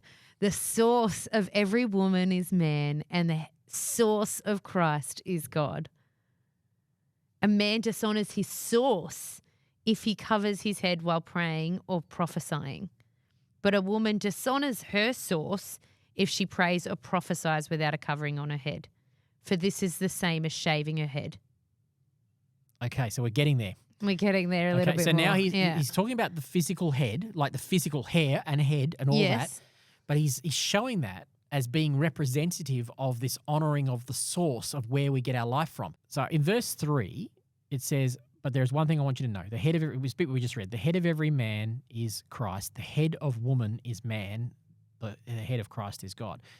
Intuitively, we read that to think that when it says the head of woman is man, we intuitively think that means every woman is under the authority of man. We intuitively think that means every wife is under the authority of their husband. It doesn't have to say that. It's talking about the source of the woman. It doesn't say women, plural. It says woman. Eve. Yeah, the head of woman. So let's reread this. There's one thing I want you to know. The head, the source of every man is Christ. Every man comes from Christ. The source of the first woman is the first man. Wow. The source of Eve is The source Adam. of Eve is Adam. And the head of Christ the source of Christ is God, because it says that Christ proceeds from the Father. The Father is the source of Christ coming into the world. So we have taken a picture here that looks like at first glance it's all about gender inequality. Yeah. And we've upended it. And we're going to see, when you start to see this as a gender equality, not gender inequality, it'll make a whole lot more sense. So if we move on now and look at the context, he's going to talk, we won't read it all, he's going to talk about the fact that women dishonouring of Christ, their source, and of the women are dishonouring of God when they pray or prophesy with their head uncovered. And he's going to say, don't you even realise that looks crazy even to the world outside? Because in that culture, he says it word for word. He says, a woman's head covering is her glory. Now, in ancient Roman culture, women would wear well-to-do women, women that had some dignity about them. They would wear some kind, not just well-to-do, but any woman that had self-respect and dignity in that culture, they would wear like a scarf that when they went outside, they would throw that scarf over the top of their hair, and it wasn't seen as a sign of control and abuse. It was actually the opposite of that. It was a sign of dignity. To go out, it was like to dress well, to go outside appropriately. To throw this over you was a sign of you treat yourself with dignity and respect. Not that you're under the thumb of men. That wasn't what it was saying. In fact, it was slave women weren't allowed to wear these scarves. Prostitutes didn't wear these scarves. Prostitutes kept their hair short as a sign of. It was almost like it was their statement. And oftentimes there's history that says that slave women were required to have their hair short because they were trying to de-dignify them. So this idea of women having long hair and having scarves over their head was actually a sign of dignity, as was women not wearing their hair out. Women wearing their hair out wasn't the most dignified way for a woman at that time to wear her hair. You see this in all ancient Roman pottery. Women, ancient Roman artworks, you see it in the Roman movies. The most common way for women to wear their hair in Roman culture was to either wear it with a scarf over it or wear it up, wear it tied up. That was actually the dignified way to do it. It wasn't about the fact that all women wearing their hair down is wrong. It was just saying in that culture, the most dignified way to respect yourself was to wear your hair up with a scarf over you, over your hair, okay? So now Paul is saying that's what the world outside recognizes. If we now go and pull forward from the previous chapters what he said, he's actually probably, if you ask Paul, he would probably say it doesn't actually matter how you wear your hair. You can wear it up, you can wear it down. However, when you wear your hair down, you have freedom to wear your hair down, just like you have freedom to eat meat sacrificed to that idol. But if you are going to cause someone out there to think that you are morally bankrupt, which for a woman in Roman culture to wear her hair down, she was basically symbolizing that she didn't respect herself, that she was indicating, I guess basically she was going to say that she was like a prostitute. Wow. In that sense, right? Okay, yeah. She wasn't dignifying herself and she was doing that to others. And it was seen as morally inappropriate. I heard N.T. Wright say this, and I'll bring it up in the 21st century because he said this like 15 years ago on a podcast. But even today, we want women to be free. But if we were to say to the if all the women in the church, I'm going to pick on the men in a minute, so don't think you get off. But if all the women in the church showed up in lingerie, and he'll go on and say the men, actually, your problem was you shouldn't have long hair. Well, today, as I said, most men do have long hair. It's perfectly acceptable socially. Yeah, totally. Right? Yeah. Except in these hard-line conservative churches that do the opposite, right? But if you see it as a social norm within the time for men to have long hair seemed inappropriate in the same way that women having long hair and not having it covered seemed appropriate. If all the men were to show up come off the beach, come to church, show up in their Speedos and with just their Speedos on and just top, not wearing anything else, and all the women show up in lingerie, what is the average person in the world outside going to think about the church? They're going to look at that and go, something weird There's going some on weird there. cult going on. Right, okay. And Paul is concerned about that. Yeah. So I don't think he has a problem with the hair situation, but what he's saying is respect yourself and respect those you're trying to reach enough to love those who are weaker than you. So abide by appropriate cultural norms in the society around about you. If the society thinks that you are immoral if you wear your hair out and you speak, or if the authority thinks that you're immoral to have long hair in that society, make sure that you do what's appropriate. Yeah. So that you don't cause a weaker brother or sister to stumble. So you don't cause someone out in the community or the church to get a bad reputation in the community. I think that's what Paul's saying here. In the process of doing that, he's actually elevating and unifying gender. He's not actually separating out the genders because he's actually allowing women to prophesy in church. He's saying women who prophesy in church, he's allowing that. He's just saying do it in a way that doesn't undermine your example for Christ. Yeah. Okay. So, for example, I want to prophesy over the church during a Sunday service. I shouldn't turn up on stage, maybe not in lingerie, but maybe like, I don't know, in short shorts and a bikini, like I've just come from the beach. Exactly. Yep. Because it would not be seen as culturally appropriate, even though in we're a Surfside church. Even though we're a Surfside church, it would not necessarily be seen as culturally appropriate. And that's what he's trying to say. He's trying to say, don't. Yes, you can eat your meat, you can wear your bikini, but should you? That's all he's saying. Should you? If you truly go, I'm free, but I won't allow my freedom to cause others to stumble. I don't want to dress in such a way that it would cause others to stumble. Yeah. And Peter picks up on this too, and he talks about women dressing modestly, but he talks about it totally differently. He's talking about women who were same problem in Corinth actually. The rich women were wearing fancy jewelry and clinging and showing off. And he talks to them and he says the same thing. He says when he says dress modestly, he's not talking about dressing modestly appropriately sexually. He's talking about not flaunting your wealth, because that's actually breeding inequality. Yeah. You shouldn't be showing off your wealth in church when they've got poor people in the church. You should actually be willing to put that aside and consider elevating the poor in the church. Yeah, yeah. And how would that make the poor feel when these rich people are walking in and flaunting it and all that sort of thing, and they're like, oh, am I allowed to come in here? Yep, that's right. That's kind of what it's saying, That's right? exactly what it's saying. And so it's the same point context, preaches in sneakers turns up and he's preaching away. What about the person who's just given their last $20 into the tithes bucket, who looks up and sees the pastor in a $500 pair of sneakers? Yeah, or or whatever, it might be. Whatever it might be. Yep. Is that that's it? Kind of that's what he's saying. Really it's the same theme again. Don't use your freedom to cause a brother to stumble. Amanda's computer's just gone completely flat. Do you need to charge it up, Amanda? No, I'll use my phone instead. So, yeah, that's the same principle again. Don't use your freedom to cause a brother to stumble. So let's just say, for instance, let's hypothetically say that I had some other source of income, which I don't, but let's say I had some other source of income that I ran a successful business. I'm a minister, bivocational, and I run a successful business. Now, in one sense, I could be entitled, because I run a very successful business, I'm very wealthy, I could wear a $500 pair of shoes, right?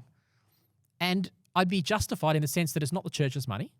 Yeah. I haven't used This is a good example other to people. talk about. Yeah. However, love for others would dictate that even though I'm entitled to do that because it's not the church's money, I'm not using the church to get my resources, love would dictate I still shouldn't do it. because in a church in a suburban area, it might be all right if you're in the middle of Hollywood and that's what everyone's wearing. That's okay. It's culturally specific. But in this context, even if I could afford it, I probably shouldn't do it. We actually kind of touched on this yesterday in our leadership team meeting, but in a completely different context. And I remember bringing up this. There was a guideline, a clothing guideline for the worship team before my time, and that was that there wasn't any brand names or insignia on your shirts. Yep. And basically there was other rules as well. Yep. But like I said, I wasn't around at that time. And I think the mindset behind it was very similar to this. If this is the mindset, then it's an appropriate mindset. If you're just standing there lazingly with like even so this jacket's Billabong. Right. Yep. I got it really cheap, by the My way. Jumpers Industry. So that's yeah. But I mean that's still brand a name nice stuff, brand. Yeah. right? But but I did get it on clearance. I think I got it for like 60% off. See, anyway, I ever buy my brand name stuff. And I buy my brand name stuff like you because I never used to when I was young. We couldn't afford it, but now I've realised that I'm in a different stage of life now. I don't have to pay for all my kids and everything. Yeah. But I also realise that if you spend a little bit of money, if you can get it on a clearance, it actually lasts longer anyway. Yes, so I know. in that sense, so it's stewardship. But you're absolutely right. I shouldn't come blazing an expensive brand name on my shirt. Yeah. And if that's the reason that rule was in place, I think that's not a bad principle. I think so too. For this very reason that Paul is saying. Yeah, I mean, it's not like I'm wearing a Dolce and Gabbana thing, or so. I don't know. I'm just trying to think of something really expensive. Not like you're walking around with the most expensive handbag. Yeah, exactly. I bought my handbag from Facebook Marketplace. So I think that's the point, and that's what Paul is saying. And he'll go on and say that because just before we finish, the rest of this chapter, after this head women thing, which is. I haven't really gone into how it all reads to equality, but I won't touch on that because we will do it in the Lord's Supper. So now he goes on in verse 17 and he says, but in the following instructions, I've got nothing good to say to you guys. Yeah. He says, for it sounds as if more harm than good is done when you meet together. Oh, imagine that. Your church services suck. That's what he's saying. Yeah. He's going, you guys are actually doing more damage. He's basically saying you'd be better off not meeting than the way you're meeting. Wow. Firstly, I hear that there are divisions among you when you meet, which he's already heard because they're all arguing over who should be preaching and all that. And to some extent, I believe it. But verse 20, but when you meet together, you're not really interested in the Lord's Supper, this holy meal, this thing that Christ wants them to do. He says, because some of you are in a hurry to eat your own meal without sharing with others. And as a result, some go hungry and others get drunk. What? There's another one. Don't you have your homes to eat and drink? Or do you really want to disagree with God's church and shame the poor? What am I supposed to say? Do you want me to praise you? Well, I'm not going to praise you for this. So here's what seems to be happening. It's Sunday. It's the Lord's Day. In Roman culture, slaves work 7 days a week. Oh, wow. Okay. Slaves would work every day. Really? Okay. Yeah. So when do they – well, I suppose they're slaves, but they don't get time off at all. No, well, it depends on the slave driver.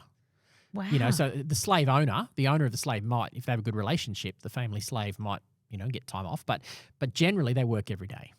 Okay. Gosh. So let's put this into a church context. They were not meeting first thing in the morning. In fact, the reason first thing in the morning church came out was actually because church became a Sunday morning thing and communion became a bread and cup thing and not a meal was actually precisely because of this chapter.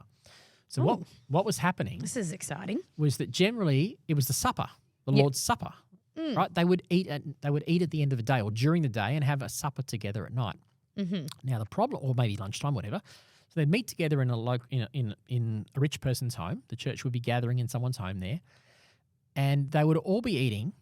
Let's say they get together and they have their holy meal. Meanwhile, their slaves haven't shown up yet. The Christian slaves haven't been able to get there. Why? Because they're at work. So they've had the holy meal. Slaves come later in the day. The meal's already been had. They get the leftovers. And Paul's going, how on earth is that representative of the communion meal? How is that representative of a meal that's supposed to unite slave and free? Yeah, right. That's why he's so strong on this. He goes, how can you possibly think that is a communion meal? That is power. That is the idol of power. You guys, you're rich, your money, your power, you're oppressing your slaves. They're out there working for you while you're lounging back, having a good chat. You might even be going, oh, how good's Jesus? What about what Jesus did in my life? Meanwhile, your slaves are out there and you haven't invited them in. Yeah. So he is reprimanding them for that. and here's the great equality. He says you need to wait until everyone is there. Does that make sense? Yep, totally. So what actually happened over the ensuing years is the culture of church changed, and they would have communion and church service first thing in the morning, early in the morning. They would have a communion meal. They would do it quickly because they didn't have time to prepare a whole meal. So they would turn it literally into just the bread and the cup, because a communion meal would normally be the whole meal and then there would be the bread and cup moment. So they had to take the whole meal moment out of it. They just had the bread and cup moment, and they do it first thing in the morning so the slaves can go to work. So the slaves could participate and then go about their day on the Sunday.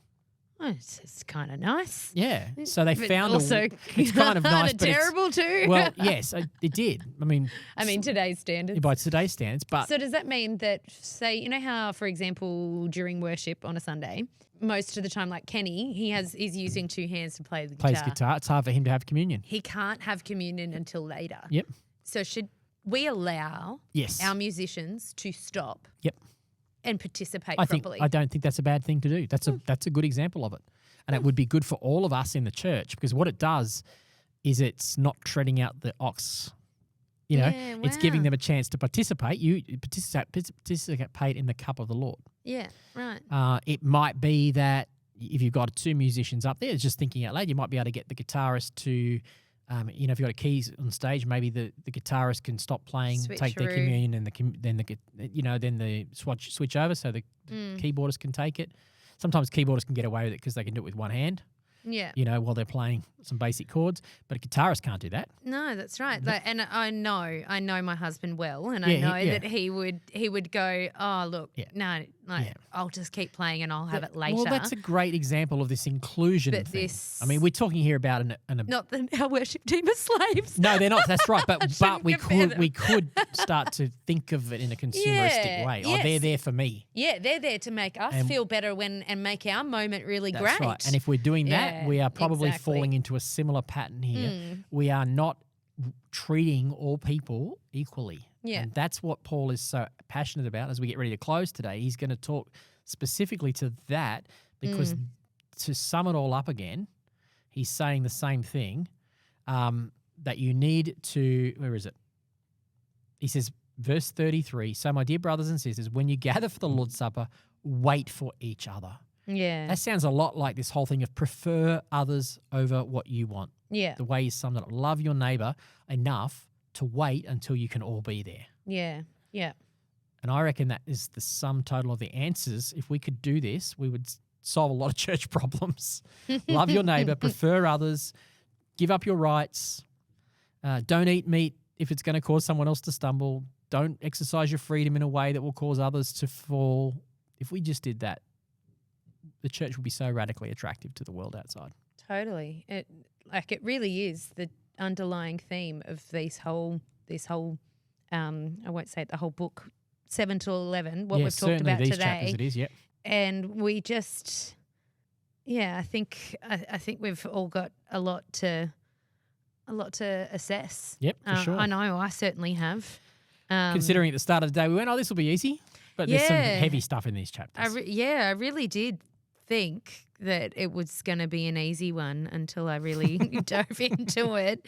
There's so much more that we could have said time-wise. We're coming up to 3 hours, probably two hours 45. Oh my goodness! Am I overtaking Jeannie's record? No. I think this year's record's still about 3 hours and 20 minutes. I think. Oh, we're nearly there. We've had quite a few around the 3 hour mark. Nearly there.